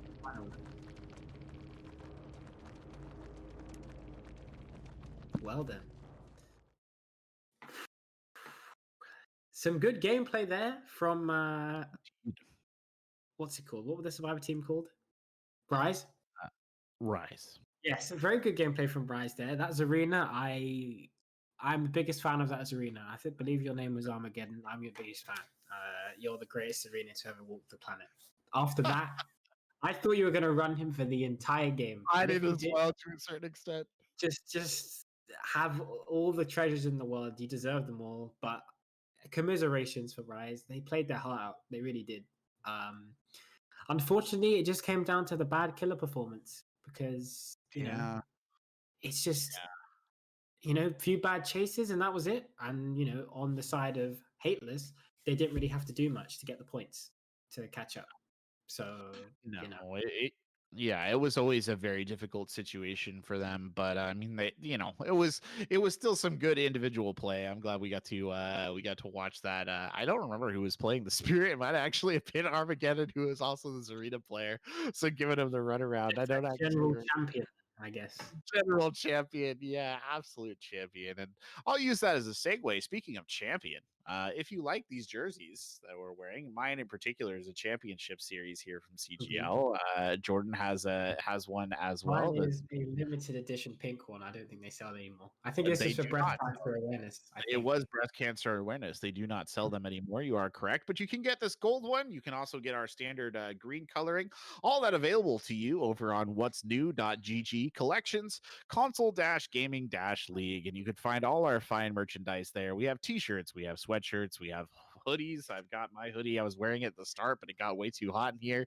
We even got joggers, leggings, the whole 9 yards. So go ahead and check it out if you want some of the merch. And of course, don't forget to follow us on Twitter over at Console Gaming LG on the Twitter. Find us on Instagram. We don't have a TikTok yet. Maybe we should get one. I don't know. We don't want to take that. No, please. We don't want a TikTok. No, we don't want a TikTok. Okay. Yes, Jordan is please doing don't the do it. TikTok. Don't do it, please. No TikTok. But follow us and everything else. Also follow me and on Twitter at Video Game Zero and Mr. Callback over here at Callback with a zero instead of an O. With a zero instead of an O, because the O one I believe was already taken. Maybe by a French galvanization company. I'm not sure. Anyway, looks like we will be going over to watch Hex Tombstone versus Eternity. So they are going to be on stream. So we'll get both our semifinal matches in. So two games left here. We'll be seeing who's going to go and face Hateless and potentially their Hillbilly. I don't know. I still think it was a strategic choice. I really do. Probably was. Just get three quick downs. Your three quick downs, yeah. But it'll be interesting to see. We saw Hex Tombstone put a shellacking, shall we say, in their last. I believe the score was something like 34-8 or something like that. Yeah, it was actually 34-8. Funny enough, we've seen two games actually with a 34-8 scoreline tonight. It was Hex Tombstone and then Hateless. So maybe the 34-8 teams will meet at the top of the pyramid. Perhaps that's what's destined to happen here with those scorelines. I mean, what we can say now is that we're guaranteed some high level. I mean, because these are the last contestants in. You know, we've got 3 teams left. We've got Hateless, we've got Hex, Tombstone, and Eternity left, which I believe we've seen all of those play today. Is that right? I think we have. Yeah, I think we've seen. No, we have not seen it. We have not seen Eternity. I don't think we've seen Eternity. So they are an unknown quantity at this point in time. They will be playing on Temple of Purgation, Hex Tombstone coming out on Killer first. So that's Benevolency. We'll be playing that again. So we saw a pretty good performance from them on Killer last time. I don't think we can expect anything to particularly change. So it'll be up to Eternity to match their tempo. Now, in the information game, Eternity, if they have been following the stream, maybe already saw a little bit of what Hex Tombstone had to bring to the table. So is that an advantage? You know, fair enough. It looks like everybody's readying up, so hopefully we can hop into this lobby soon. But I don't know. How much do you think that little bit of knowledge could help Eternity here in this matchup? We shall see. I mean, we don't know how much this information will help. I mean, I think it won't help that much because it is a game like DBD where, yeah, you can have information on how people play, but like I feel like it's a very, specific game to game basis kind of game. And I feel like it's very difficult to, even if you know how somebody plays, I feel like it's very difficult to, say, oh, look, this person does this and then perfectly counter it. Yeah. And I think that it's more of a game to game basis kind of thing. And we'll see if, like we said, we've seen Temple of Purgation before, so we'll be able to see how they play around it this time. If they're going to be using different strategies because it's been shown before, we'll see what strategies they use, what perks they use, what killers they use. Obviously, we have not seen Eternity, so we shall see what they pick. Very excited to see if they're going to pick an off-meta build or an off-meta killer. I'll be curious to see if they pick one of those. But I know one thing's for sure, and we're going to get some damn good gameplay for this game because these are our 2 semi-finalists on the other side of the bracket, who will be one of which will be facing Hateless in the finale. So yeah, and it is worth pointing out again that I said it before when we talked about it, but Hex Tombstone is one of the only teams today who has had to beat 2 opponents to get to where they are. They have not just won one game and got into the semifinals. They had to beat Epic Gamers, and they had to take down Wasted Survivors to get to where we are. On the other side, Eternity, and I mislabeled their team, beat their opponents, who I mislabeled earlier. It was 4 Dwights, 1 Locker, and I apologize for butchering that very funny team name right there. So 4 Dwights, 1 Locker got brought down by them, and they pushed on to their match here against Hex Tombstone, and looks like we're waiting for one player in the lobby to ready up, and then we will get started, and hopefully it will be an exciting match, and maybe with that off meta that Jordan is so eager for, it looks like we are good to go. So we will be swapping over in just a second, and we can get going and see what there is to see out here in the wild land of the Temple of Purgation. Interesting, we've got that match twice now. I know. It is randomly picked. We should remind everyone that it's randomly selected from a pool. So it's not, we haven't chosen Temple of Purgation twice. Just the gods, the ancient Mesopotamian gods, clearly wanted us to play it twice. So here we are. That's the origin of the temple, for those of you who aren't familiar with the lore. I was like, oh God, they might not get it. I'm a weirdo. No, it is where it comes from. They'll know. They should know anyway. They're DVD heads in the chat. They should know. Or most of them are, at least. But let's see the perks. We should not be too long away from seeing those. Interesting to see, because Eternity is on the Survivor side, so will we be seeing some interesting perks from them? Who knows? Let's have a look. So we have Prove Thyself, Adrenaline, another Adrenaline, Sprint Burst, Camaraderie, okay, Dead Hard, Prove Thyself, Streetwise, yes, we will be seeing Built to Last, Sprint Burst, Decisive Strike, Adrenaline, Streetwise, is that? No, Borrowed Time, Decisive, Dead Hard, and Deliverance. So we have some Streetwise Built to Last gamers. We love to see that. But is it going to be the Spirit again? Let's have a look. Damn, they've got these toolboxes on the gens like it's their job right now. Oh, someone's already been hit and is in chase against the Spirit. Oh, that is going to be a quick down. But I think that the gen's going to pop based on the progress I just saw. I think. Yeah, you might be right. The hook already coming out there, but I mean, would you trade a hook for a gen? I guess, yeah, it's not so bad. Still hasn't gone yet, though. Which is it's really close. Really close. Now, will someone be on that gen while this chase takes place? Oh, great outlet. Well played. Well, she doesn't. Ooh, interesting choice. She doesn't pop the gen. She just left it. And Yeah, that's a gen pop. That's a gen pop, yeah. So 2-1. Hook save coming in for the Claudette. Oh, let's see. This is actually a pretty strong position now for Eternity, because as you can see, the Spirit's got corrupt, right? And the gen's already been completed. Oh my goodness, the balls on this stage. Oh, yeah, he pays for it, doesn't he? Yeah, unfortunately wasted the pallet, gets the hit. Claudette is now back up to full health though, which is good. Not taking too long healing, which is nice. You know, like I feel like that was a mistake a lot of the other teams made today, was spending too long on healing and no, not for long. I think she's gonna lose that gen though, the gen that she went to first, because I mean I would be on that if I were them. Ooh, bit hasty with the decision on what hook he was to put on. Interesting. That gen should pop. I'd be very surprised. There you go. I'd be very surprised. Only a matter of time on that one, I think. Genuinely, they took, it was almost done when they had to peel off of it, so it doesn't surprise me that they took it down. Checking the gens now, I think just kind of doing a patrol route, trying to find out where they can put more pressure on.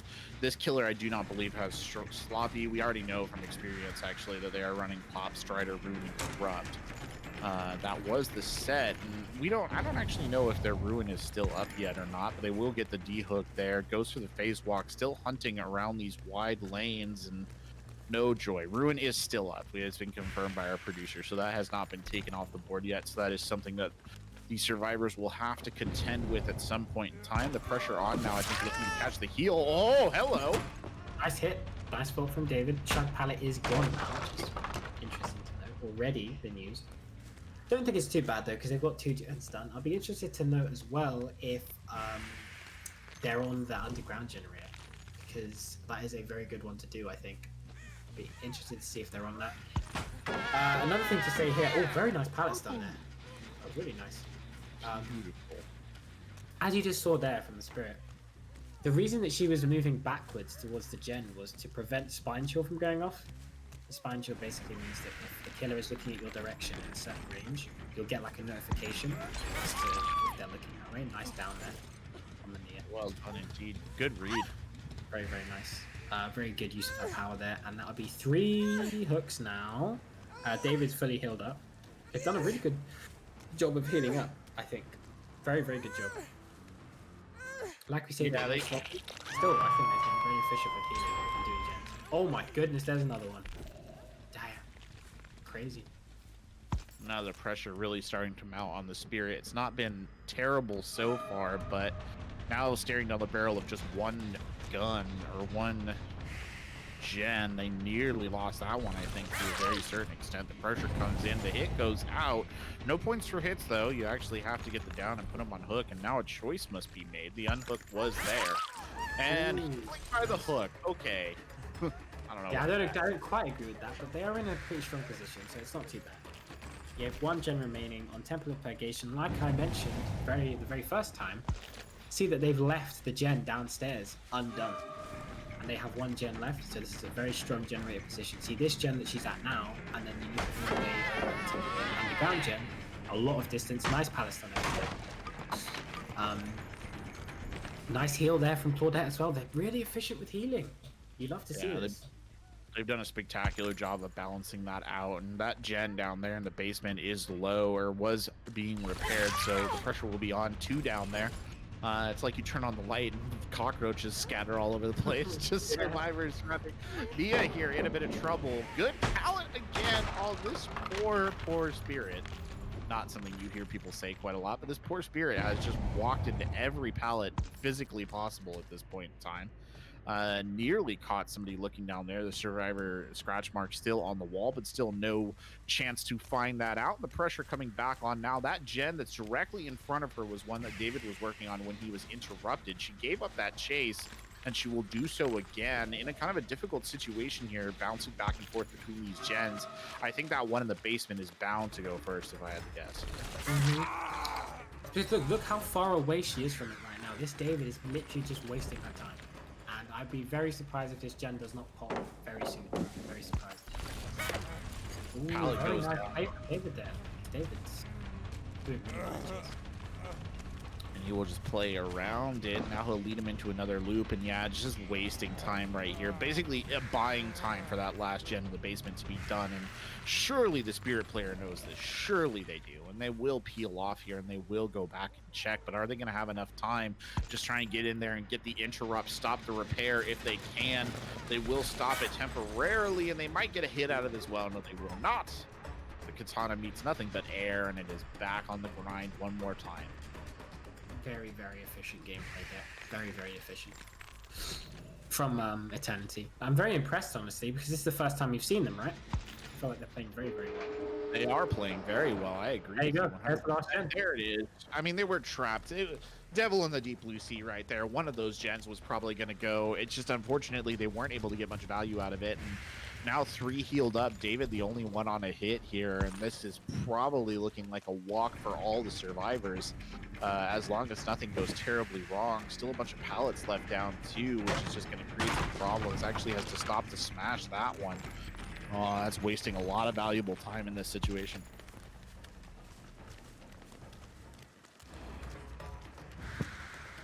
Pursuit. Oh, good. Gotta get it. Gotta hit. There you go. Okay. There you go. Okay. There could be some points salvaged here. Who knows? Hopefully this phase is successful though. Let's have a look. It's gotta be successful. Oh, got the... It's a Nia. Does not hit the Claudette. No. I'm guessing hits are going to be taken here to prevent any further downs and hooks. As you can see, Kate's protecting one of them, I believe. From getting another hit. 3 escapes, just like, oh my goodness. Buried him. Wasted. Damn. Wasted. It's crazy though to think that, such a dominant performance from Hex Tombstone last time, and now they just got absolutely cooked this time. Yeah, they did. They did. It was a very seesawed back and forth. The problem now is that, like many of the other situations we've seen on stream so far tonight, Hex Tombstone literally has to play a perfect game. They can't even afford to give up a gen, or they can't even afford to give up two hooks. I think is the most that they can afford to give up. Well then, it's just crazy now. The games have been getting more one-sided as we've continued throughout the night. Yeah, they kind of have been getting more one-sided. It's been kind of a series of sort of runaway sort of landslide situations. And I mean, like you said, this is not uncommon. It's been that way all evening. This is just the latest in the string. And I mean, it's gonna be hard to get all the gens done and get everybody out the door without dropping a single hook. So yikes. Yeah. I mean, again, like it's just been the common theme of tonight. I don't want it to be over. I don't want to say that it's over. I don't want to give them no chance or say they have no chance, but this is a tall order that they have to do right now, a very, very tall order. And I don't know if, based on Eternity's performance, that they're going to be able to do it, honestly. Like, I feel like Eternity is really, really solid right now. Yeah, based on how Eternity played Survivor, you would assume that their killer is also going to be quite solid. I mean, it was a very good performance from Eternity in terms of their ability to juggle their priorities, to run the loops, to put pressure on the spirit. They boxed that killer into a situation too, which was an almost undefendable sort of situation trapped between two gens. And you could tell to a certain extent, right, that the spirit was trying to play off of the ruin, right, and keep them off of that underground gen to start that progress degenerating, but just not really able to do it in any seemingly meaningful manner. And then we saw a couple of chases that just did not go well. I mean, I said it during the actual game, but it was like every pallet just was getting hit. Just every pallet. Like, even sometimes when the spirit was getting hits, right, they'd get stunned by the pallet, which is time waste, because the stun gives them more time to run, because obviously you get the sprint burst from getting hit, and then she'd break the pallet, which is even more distance. So it was just time waste after time waste after time waste, and efficiency on gens is just the worst combination. Getting your time wasted by survivors plus the other teammates being really good on generators, just like we said before, what can you do about that? Like, I don't think there was much she could have done, honestly. No, I mean, I think that there were a couple of chases, a couple of loops that maybe could have gone a little bit better. There were some moments, I think, where she came out of phase where she could have maybe got the right hit. I mean, one that sticks out in my memory at least was coming out of phase walk and hitting the Nia. I mean, I know to a certain extent you are gambling in that situation, right? You're trying to play it off sound cues or what have you, especially with the Strider, but that was an unfortunate situation indeed, because that was just potential points basically lost in an instant. And then the body block was there to get them all out the door. But yeah, you're right. I mean, what do you do when the gens start flying like that, right? I do not envy any of the people today who've had to see play killer, because it is not easy at this level to play killer, no matter what you think and no matter how good you are. I agree. And even with the killers we've seen selected today, we've seen a lot of spirit, and even though it is spirit, we're seeing them get cooked. So it's not a matter of, do they have to pick a different killer here? I think it's any killer in this position would get this same treatment. I mean, let's look at it realistically. With the bans that we had this week, Spirit is probably the strongest killer on the board.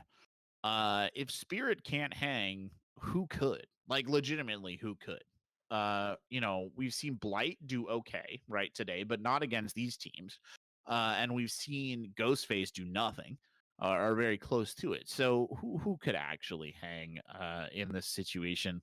Assuming that Eternity wins here, right? They're going to be moving on to Hateless, and that I think is actually going to be a really solid matchup. I'm very curious to see what goes down between the two of them, especially because Hateless Killer's still kind of in a wild card slot, right? We saw them play the Hillbilly. It might have just been a strategic choice. We could very well see a Spirit come out of them. And I am going to be absolutely fascinated to see how these two teams square out, because they do feel like the strongest teams we've seen on the day. I think it as well. The matches that we've seen, Hateless and who's the other team we have just now that really did well? Was it Eternity? Yeah. Eternity. I feel like they've been like, the games that we've seen them in have been like washes. Like, it's been really, really good gameplay from both of the teams. Like, I'm not saying that Hex Tombstone's out, but like I say, it's a tall order. And I think that we're going to see more of the same, just one-sided. I feel like we're going to see that. I mean, it's hard for me not to think that based on their performances. Like, this is the first time I've seen Eternity, and I'm just like, wow. Like, I really, honestly, I'd say that they're my favorites to win based on how efficient they were in that last game, especially against the Spirit. On Temple of Purgation, which isn't the largest of maps, it's pretty big, but like I feel like Spirit can hang on that map, but she just got completely destroyed. And it's Spirit getting destroyed, something you don't see very often. I'll say that much. And if you look at this, they had a bit of a shaky game on Sheltered Woods in terms of their killer game with the Hillbilly, but they didn't really need to do much. They pretty much won already. So, the fact that these games have been so one-sided, it'll be interesting to see two teams that have provided such one-sided games and have played so well all day see if their game is one-sided, because like I can't imagine it would be based on how well they've been playing today. And will that matchup be more of a map thing? Because I feel like the maps have actually mattered a lot today. Yeah, I think they have to a certain extent. Yeah, I would agree. Like Sheltered Woods, I feel like if that was a different map, say that if that was a Temple of Purgation, the map for Rise against Hex Tombstone, I think that Rise has done a lot better on a smaller map because the gens were just flying and it was a matter of bad chase and committing issues and then not pressuring gens. But if it's a smaller map, you can obviously pressure gens a lot easier and there's a lot less time waste. So yeah, we'll see. I mean, who knows? I'm just excited to see what we have though for the final. But if I had to place a bet, I'd probably say Hateless versus Eternity. Well, there you go. I think you would be safe to make that bet, but let's find out just how safe you would be. We're hopping into the map now, and we will get Eternity versus Hex Tombstone, and you can see the scores right there, and they tell the story far better than we could in a far more succinct manner. Hex Tombstone got buried, no pun intended, and Eternity now looking to walk this one in basically and get the win. So the max number of points that Hex Tombstone can score as survivors is 18, I believe. The Which max number up to 21. 21, right? Yeah, 21 for the tie, but 22 to be safe. But that would also mean that if they hit 22, I think that would mean that at least everybody had been hooked once, or two survivors had been hooked twice, or one person was just dead, I guess, theoretically. But we'll take a look at the perks there. So we have Iron Wall, Deception, Lithe, Quick and Quiet, Standard, Borrowed, Balanced Landing, not seen that much today, Decisive, and Streetwise. I have Built to Last, Dead Hard, Prove Thyself, Spine Chill, and then we had Adrenaline, Unbreakable, Iron Wall, Spine Chill. Pretty standard, we've seen these builds today. But let's see, Spirit, once again, of course. Let's see how a killer performed in this game. Yeah, the pressure really on here. I mean, it's gonna have to, have to play this very well, and that's not how you start that. Goodbye. Wait, hold on. Was that an insta down? No. Was the person already injured? Was it that fast? I think they got hit and then got hit again immediately. Don't quote me on that though. Or almost immediately, I should say. Don't quote me on that though. But... Oh, terrible start from Hex Tombstone. Well, there you go. 1 point on the board, and that margin ticking down. Yes, as our producer just put in chat, it's Spirit Week here. Not high school Spirit Week, though. Just pure, unadulterated, vengeful Japanese ghost Spirit Week here. The West Vengeful Coast. though. I actually don't know who she's vengeful on. Didn't she like get killed by her dad, and then her dad dies or something? Oh, there's Jen though. There's Jen. All right, still fighting. Feng Min gonna run for the kill. Down and out, bleeding, hurt, legs can't move, but still they're trying to get her. I respect it, but that is a down. Meaning, You know what they need. Oh, there's two of them. Oh no, wait, one of them. My bad. I thought there was two of them right there. I was like, that's bad. Everybody all stacked up in the basement. This is horror movie. Yeah, there was two of them. Oh, okay. My picture just a little rough right there. I was confused. Perfect. That's 20 points now, so they need 2 more points for the win, 1 more point for a tie. Oh my goodness, this isn't looking good, is it? No, it is not. And they will throw the Feng Min up on the hook. Yeah, for those of you who are curious, I'm going to go ahead and say them because I don't think it matters that much in the context of this. It's Ruin, Corrupt, Pop, and Haunted Ground. And the producer is informing that Ruin is actually gone, but Haunted Ground will remain on the board. So that is still very much a thing in play here. They just need, I believe, 1 more hook to put this at the tie. That's a tie. She's not going anywhere yet. That's a tie. Nope, she is definitely not going anywhere indeed. Go ahead and string her up as well, and that just means that 1 more down here to safely put this into victory. Actually gets dropped. I don't think she was close to the hook, that's why. Yeah, no hooks. When you're forced to slug. Checks this Jen in the base pretty much religiously at this point. Comes to the temple to check that out, and hello. Who's this? Is this Jeff? Oh, Jake. Just Jake. They look very similar from the back, actually. I made that mistake in an earlier match. Oh, look well, at the head bombs come out. Oh, no. They know their prey is weak. Oh, good attempt there at 3 stages. Oh, my goodness. Oh, no. Run, Jake, run. They smell blood. Oh, very much so. And there goes Jake. Good, actually, really good hit right there. Oh my goodness, it's so toxic. They know they've won. I respect it though. Damn. Feng Min was... Yeah, Feng Min was in 2nd phase as well. The producer has just let me know that. So, yeah, not great. That means next hook is indeed. But it'll be Eugen who should... Oh, wait, no, they never actually hooked Eugen, did they? Well, they will now. Hook's right there.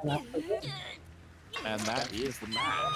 So Eternity will be punching their ticket to go on and fight in the final for one of the last qualifier spots here. They will be hitting Hateless, and now we just get to sit back, ladies and gentlemen, and watch the Spirit BM this one to the bitter end. So there you go.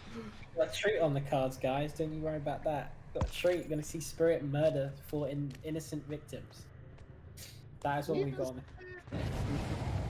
I mean, I think they're innocent, right? They've never done anything. Eugen or whatever basically create the monstrosity that is the trickster, but like, you know, obviously she didn't turn him into a killer, but yeah, he's just demented, so that's not her fault. But I mean, she allowed it, I think. Yeah, she turned a blind eye towards his excesses. Let's put it at that. Oh, you're murdering, you know, fans of your music? Oh, fine. I will say, all right, so when you read the lore of the trickster, right? Because we're just basically watching Spirit, you know, murder everybody in this lobby. I feel like we don't need to follow it too closely. But I will say, when I read the trickster's lore, it was like he put the screams of his victims in his music, you know, and everybody was like, oh, it's really cool. And I was like, yeah, it's really cool. And I was thinking it was going to be like subtle. And then they showed like that intro video, and it's just people screaming. Just people screaming. I was like, and nobody thought that was weird. Nobody questioned that. No. That's like, no, he's like, yeah, it's very obvious. There was no effort behind that whatsoever. I was thinking he was like gonna bury him under layers of sound, you know, weave him in, distort him. Nope, just people screaming. We just put them straight into the MP3 file and just went, you know what? Shoddy production, really. at the end of the day. Whatever they like over there, that's what they like, I guess. I mean, he's still popular with added music. I mean, fair play. He's doing well for himself, you know. He's doing what he loves, isn't he? His music and his murder. That's really what it's all about at the end of the day. What more can you ask for? So Spirit, she's been just sweeping along. That Nia, I believe, is on last hook, so that will be a death. And there goes Jake. He's on, what, hook number 1, I believe? I think Jake's second hook, right? Second hook. You're right, second hook. Yeah, this is just looking, you know, the Spirit's just going through the motions at the moment. They know they've won. Yeah. They could still and let Tex Tombstone do whatever they want, but they're putting on a show, as they should. That was never gonna be an option. Peace was never an option for the Spirit. No. Yeah. Gotta finish here. Spirit does not know what peace means. Definitely not. Yeah, she is the vengeful Japanese monster ghost thing. So yeah, I don't think she does know what peace is, if I'm being honest. She actually basically allows the res right here, and maybe just playing with their food to a certain extent, which I don't know what I make of that, but you do what you want, I guess, at this stage. Jordan and I will just watch. Oh my goodness, this All right, I don't know if you're in a position to be popping out the tactical crouches right now. Like, yikes.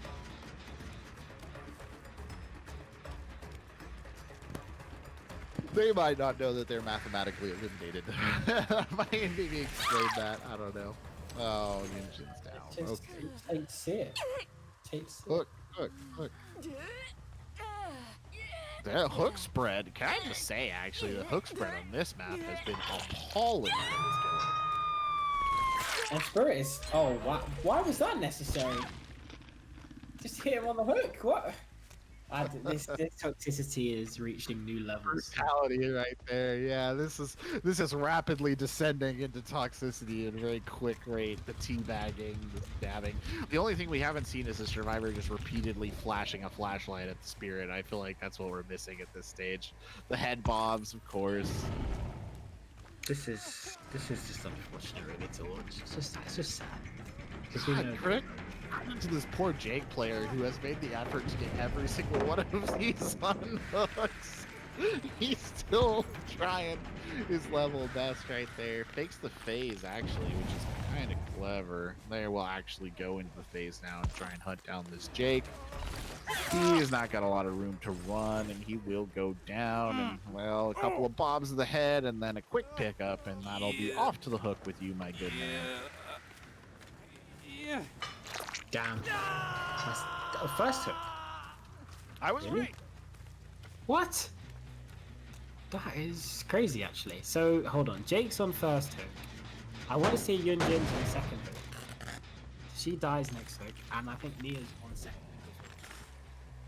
Yeah, I think they're both on second hook. Yeah. Like I said, to a certain extent, I do get the feeling that the Spirit is maybe playing with their food a little bit here, because they've had opportunity, I think, to kill both of them, or at least kill one of them, and has definitely passed it up in favor of kind of continuing on the run. Just keeping you up and keeping me away from my dinner, but that's okay, as long as they're having fun. I'm starving. I am too. I haven't eaten anything since, like, well, it's been a while. Let me just put it at that. I ordered a pizza before this started, and the pizza has just been sitting here, and I have not eaten it. Oh, that's actually tragic. Ooh, good hit right there. Speaking of tragic. Come on, Attorney. Come on, wrap it up. Come on. Yeah, put him to bed, and, well, that's exactly... Not bed, exactly. Not where one would prefer to sleep, but it is certainly an end. It is certainly where Jake will be sleeping tonight. Let's just say that. To sleep, perchance to dream. That just leaves one. And why are they getting hook saves? This is elongating the inevitable. Why? The dream isn't dead. I mean, it is, but it it's is. not. Yunjin, just cease, okay? I know you're trying to get saves up, but it's just... Fighter. She's a fighter. Doesn't go down. Worth pointing out that when this match is over, we will be taking just kind of a brief, you'll see Jordan and I on the cameras for just a brief second, and then we are going to get everybody in the lobby and get started on the final round for today. Eternity will be playing Killer first, so we will see this spirit out on the roam again. And then the map will be Rotten Fields, so make of that what you will. Not the map that is ideal, probably, for a killer, but again, which ones really are. And looks like the end of the run here for... Nope, yep, there you go. Jake got to second stage, so he will be taken off the board, and that just leaves one last survivor to be sent to the entity. The loving arms of the entity's embrace. But I would like something to drink. Yes. Okay. alrighty, we'll be taking a quick break, and we'll be back with our final Don't Go Anywhere, Alive by Nightfall Week 7 here at the Console Gaming League. Hello, ladies and gentlemen, and welcome back to Alive by Nightfall Week 7 here, the final round of our elimination tournament, the first game of the final round. I am Corbeck, joined by Video Games Yo with the wonderful Orchid on our production. It has been a long tournament, Jordan, building us up to this Eternity versus Hateless. Indeed. Very, very excited to see this final game, honestly. I think that we are in for a treat, my friend. It's been a long day. It's been a long day of DBD. We've had some great games today. We've had some upsets. Rest in peace. Was it Wasted Survivors? Rest in peace. Yes. You did your job. You did what you came here to do. But unfortunately, you just got cooked. Sorry, wasted. But it happens to the best of us. But we are definitely in for a treat for this final game. I cannot wait to see what we have in store here for the two titans of today's bracket. But yeah, I'm very excited. This is going to be our last game. Thank you all for watching today. I really do appreciate you guys stopping by. Yeah, this has been Alive by Nightfall Week 7. Can't wait to get into the action for the final game here today. Sorry, I was really getting into that Nancy just spinning around in a circle right there. Gotta put music to it. I was imagining the Dota song, you know, I can't remember exactly how it goes, but the Dota banger right there with the techno music. I don't know why that popped into my head. It was just what came up. But anyway, we start off here with the Spirit in play. That'll be Eternity's Spirit. We've seen a lot of Spirit today, more Spirit than high school pep rally. And this will not be perhaps the last Spirit we will see. Hateless did run a Hillbilly on their killer, but may not see that one yet again. Now, as you said, Jordan, both these games have been both these teams have kind of been blowout kings, right? They've gotten huge wins over their previous opponents. They've rolled the other teams, and now they're playing against each other. And a lot of that rolling came on the side of them playing Survivor very, very well, and not so much on the side of their killers being dominant, but I think we're going to see a situation here where we're building up to that again. Indeed. I think, like I mentioned before, it's just been a little blowout, and I think that because of that, it makes this one hard to call. Like, I feel like this is pretty difficult to call this one, and that's going to make it even more exciting, in my opinion, because the pure snowball potential of both of these teams, I think that it's going to be very interesting to see how they fight each other. And coming in with the perk loadout Spirit, we have Devour, Haunted, Ruin, and Corrupt. Wow. So two different perks. Two hex perks. No, three. Wait, three hex perks. 3 hex perks. Yeah. Interesting decision here. I wonder how this that. Yeah, that's an intentional, tricky thing to throw that hex or the haunted in there, right? To add that to the mix, you really hope that that goes, not necessarily early, but to a certain extent is one of the first ones to go. Far prefer that to the Devour or the Ruin. That's a lot to invest on those three. Or on, that's a lot. Hey, hold on. One of the hex packs is gone, we've been informed, but which one? Is it Devour? Maybe, maybe not. We should clarify. We can actually see. We see the same feed as you guys will see in about 2 minutes in terms of the perks being hidden from us. So we don't know when those perks will go or those hexes will go. So our producer can see, and she'll let us know as they get popped. The chase is on here. I believe it's a Dwight who's being run into the corn. It is a corn map here. Good hit right into the face. Ow! I felt that through the screen. Indeed. Devour is gone, Jordan. Would be the first perk to get removed. Okay, nice. There will be no mooring today. No worries. Oh, very nice hit again. Yeah, nice power stun. Let's have a look.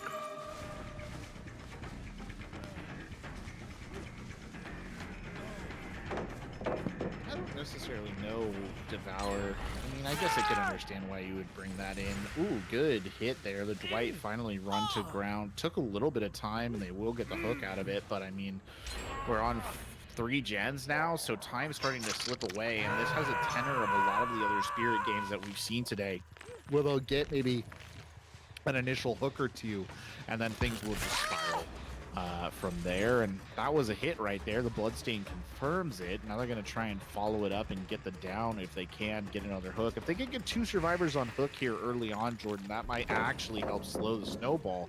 But you have to imagine that the gen jockeys are currently hard at work. Well played. That was really well done. That was just some Spirit nonsense right there, but well played nonetheless from Eternity. That would be Spirit nonsense. I mean, look, she literally just stood still, and like, that's how crazy she is, right?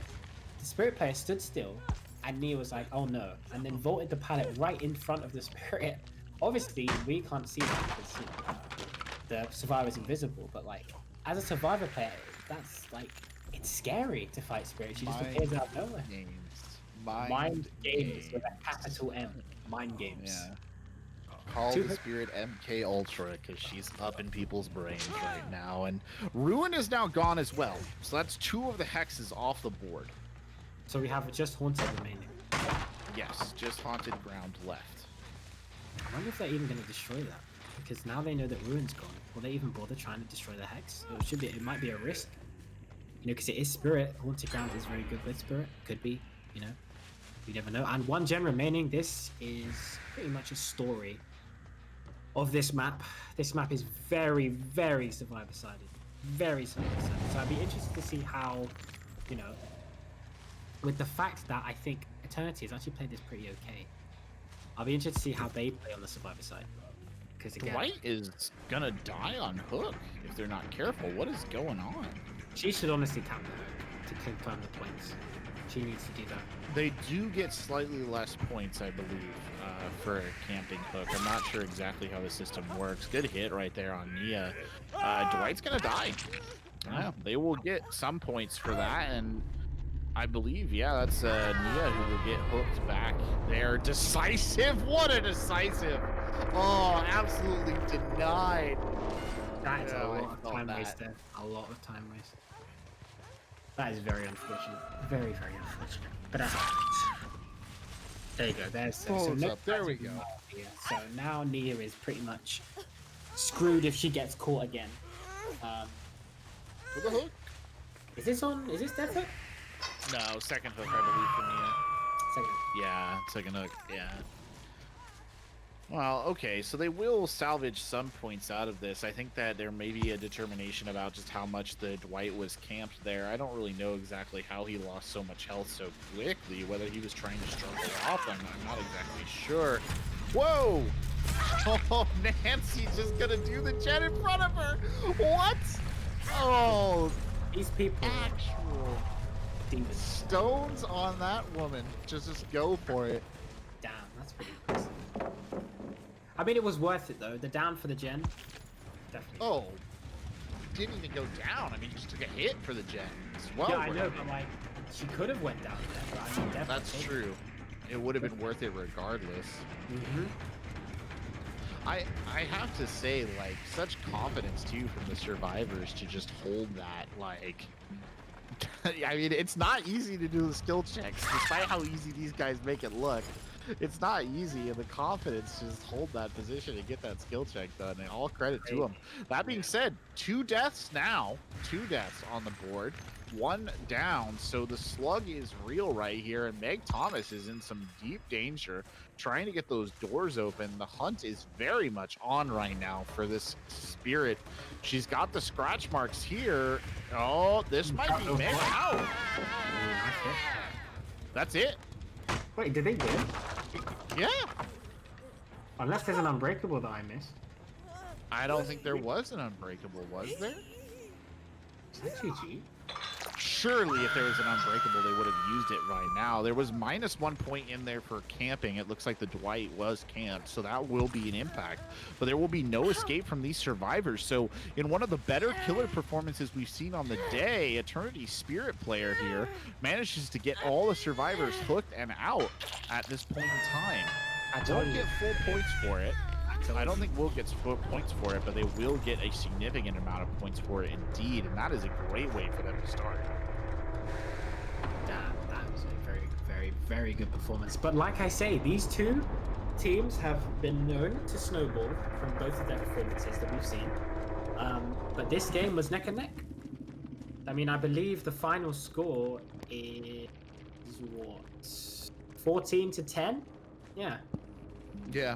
14 This is to still 10. a very, very close game. This is anyone's game. Very, very close to a full point spread there for the killer, but it won't be quite that, especially with the camping allocations and whatnot have you. But I think in that situation, the camp was 100% worth it. It's funny, Jordan, we were talking so much about how well the Nancy did to eat the hit, but once all the gens were done, nobody could get to the gates. I did not expect that turn. I really did not. That is actually very, very surprising. I did not expect it to take that turn. I would genuinely question what happened right there with, I believe it was Meg, who wasn't on a generator. Nancy was getting chased. Why were they not able to get the Nia off of Hook? That's like actually something I would be very curious to know. I don't understand how Nia did not get off Hook. Like, she should have been fine. I just have, I don't know what to say about the end of that game. Like, I thought that was just a survivors game free. Gens were flying. Yeah, so did I. I guess the Dwight dying was kind of just like the pivotal point of that game. Just like past that point, they couldn't hang anymore. Like, that's just really good gameplay from the killer there. I can't really fault her. She did really well. Yeah, I mean, yes and no. I think that was part of it. I also definitely think that not unhooking was just very strange. I mean, I'm sure there's a reason why it didn't happen, but you know that the killer is committed to Nancy, so Meg should have been able to go and find Nia and unhook. But I mean, the Dwight definitely that started things off in fine fashion. All credit to them, though. They got all of the gens done, so they got the 10 points, which is good. They just couldn't finish off by getting any escapes. The 10 points is good, though. It's a good basis. You know, this very much so. Is anyone's game. Anyone can win this. So because of that, this is going to be a very, very good final game. Very, very good. Yeah, it's also one of the closest games like that we've had today in terms of a score line coming out of a killer round. We've usually either seen a complete snowball in terms of the survivors or the killer doing the same thing on the other side. I think out of all the games we've watched over the last, 3-4 hours, that was the one that rang out as being the closest to an even sort of ending in terms of points. So this is going to put an interesting position here because, again, Hateless's killer is kind of in a dead zone because we saw them play the Hillbilly. We're still not sure if that's the strategic choice. I'm going to be really interested to see what happens if they come out on that Hillbilly again in this situation. I don't think they will. I think the reason they picked Hillbilly was, like you said, just for the insta-down property, right? They only needed a few points, just get a few insta-downs, also have the mobility of the Hillbilly. They even made equipped an add-on that increased his speed. That's true. They did do I that. think it was just about the insta-down potential plus the mobility. But they could pick Hillbilly again. I don't know. But we'll have to wait and see. Honestly, this is the deciding game. Anyone's game, we shall see what happens. We shall see indeed. Game ladies and gents. We've had a long day of Dead by Daylight, but this is going to be the decider. I cannot wait to see what happens. I am Video Games Yo. To my wait. To your side. My left. I'm pointing left, but he's to my right. Colbeck. Follow us both on Twitter, as you can see below us. Get some hype in the chat for the final game. I don't know when we're going to be going on live, but let's just say it's been a very, very good night at DVD. I will say I'm actually very impressed. Even though we have seen a bunch of Spirit today, which I didn't want to see, but I can't say I'm surprised about with the fact that we have seen it a lot. No. The gameplay's been solid. Even from Spirit players, I think the gameplay's been really solid. Even from degenerate Spirit. I did not say the word degenerate. That was all him. I did not say the word.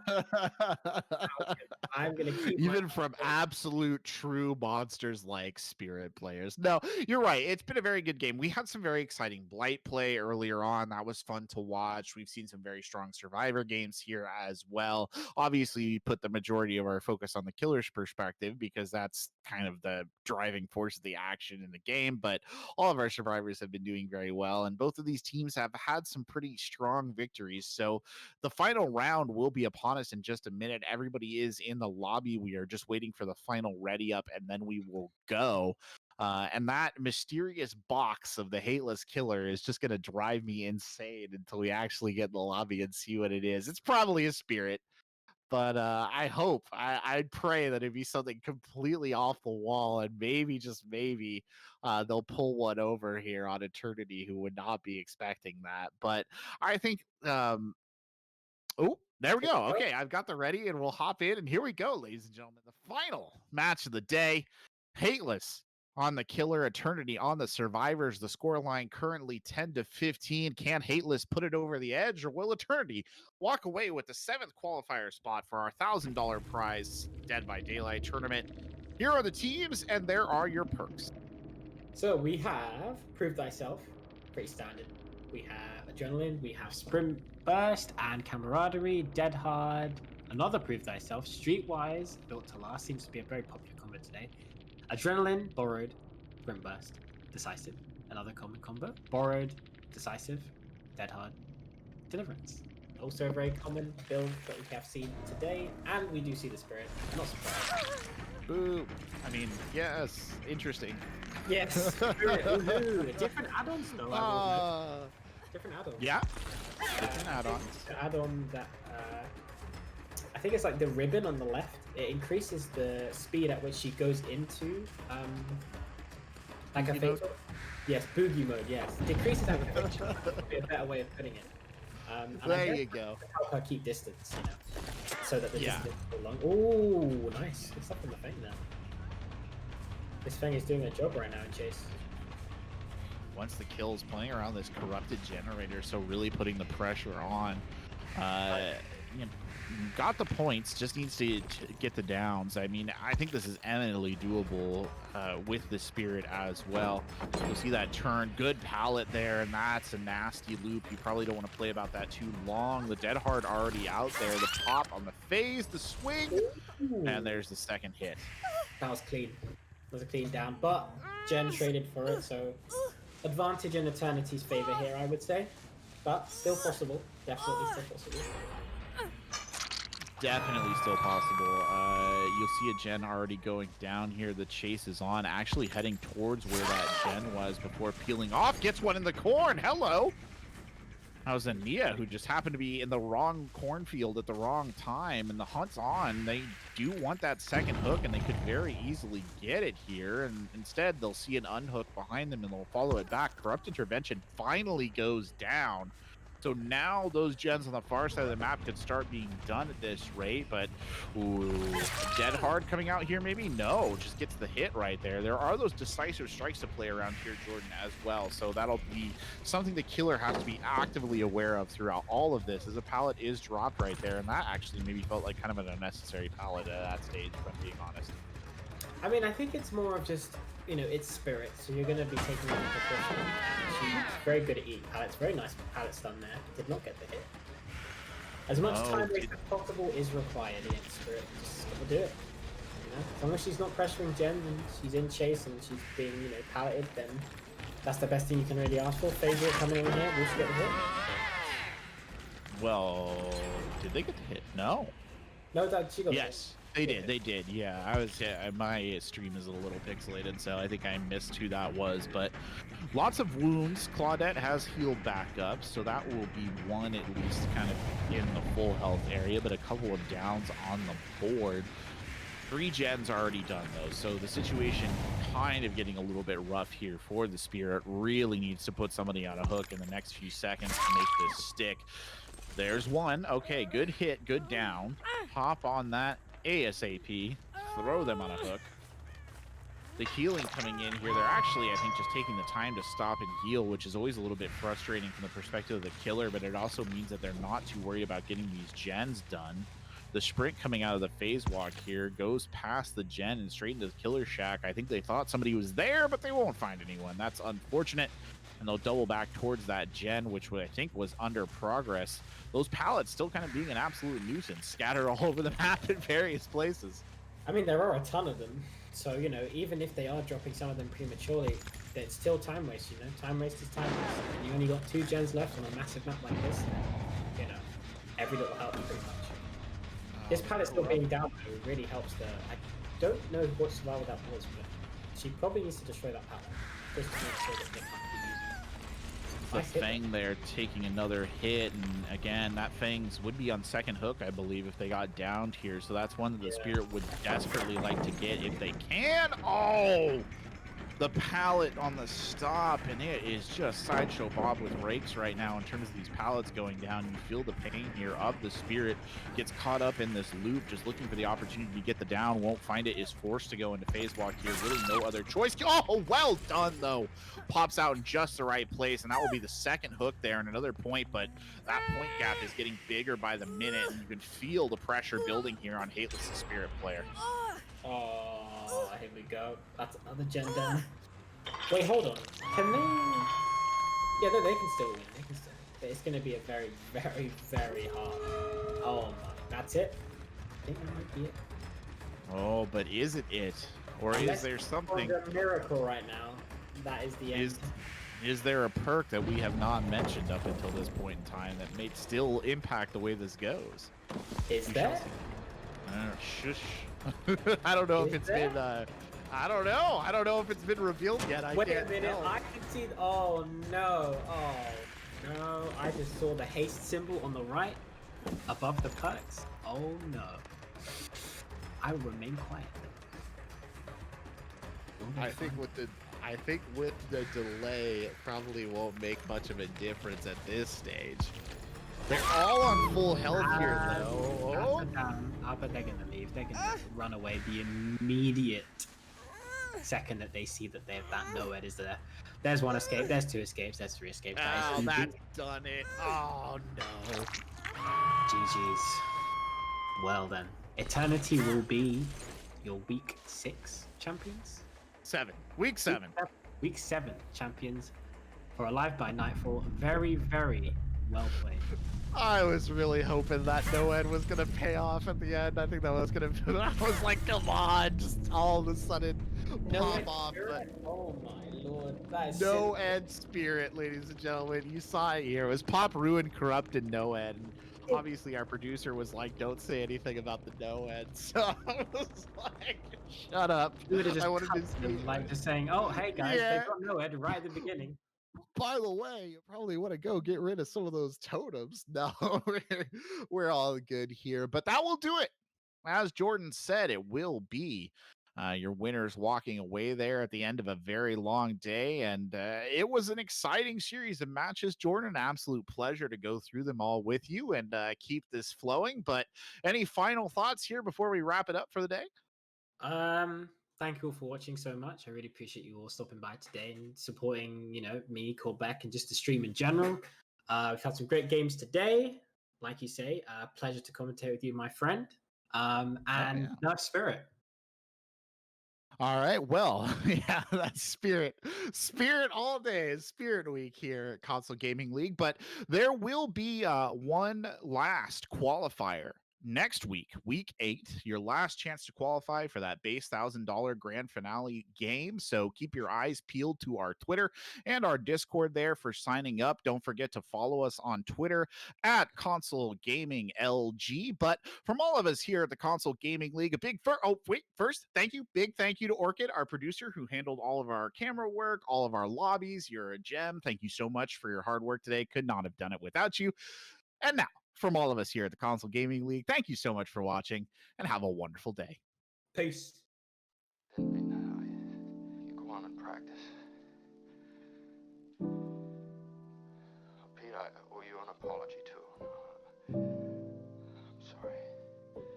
What do you want to know? Nothing, Daddy. What's the matter with everybody? Janie, go on. I told you to practice. Now go on, play.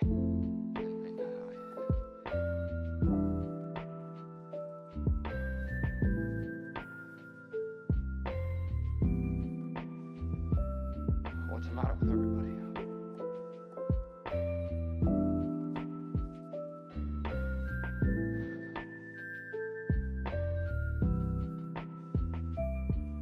Janie, go on. I told you.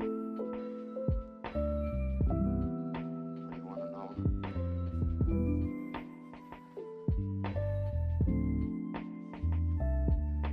I'm sorry.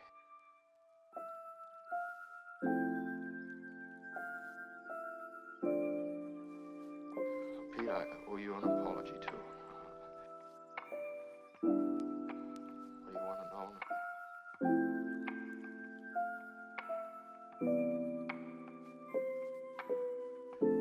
I'm sorry. I'm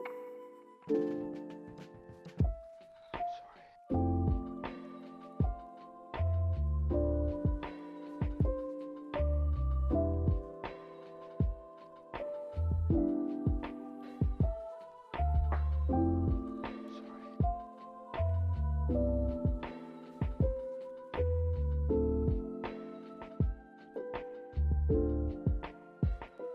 You go on and practice.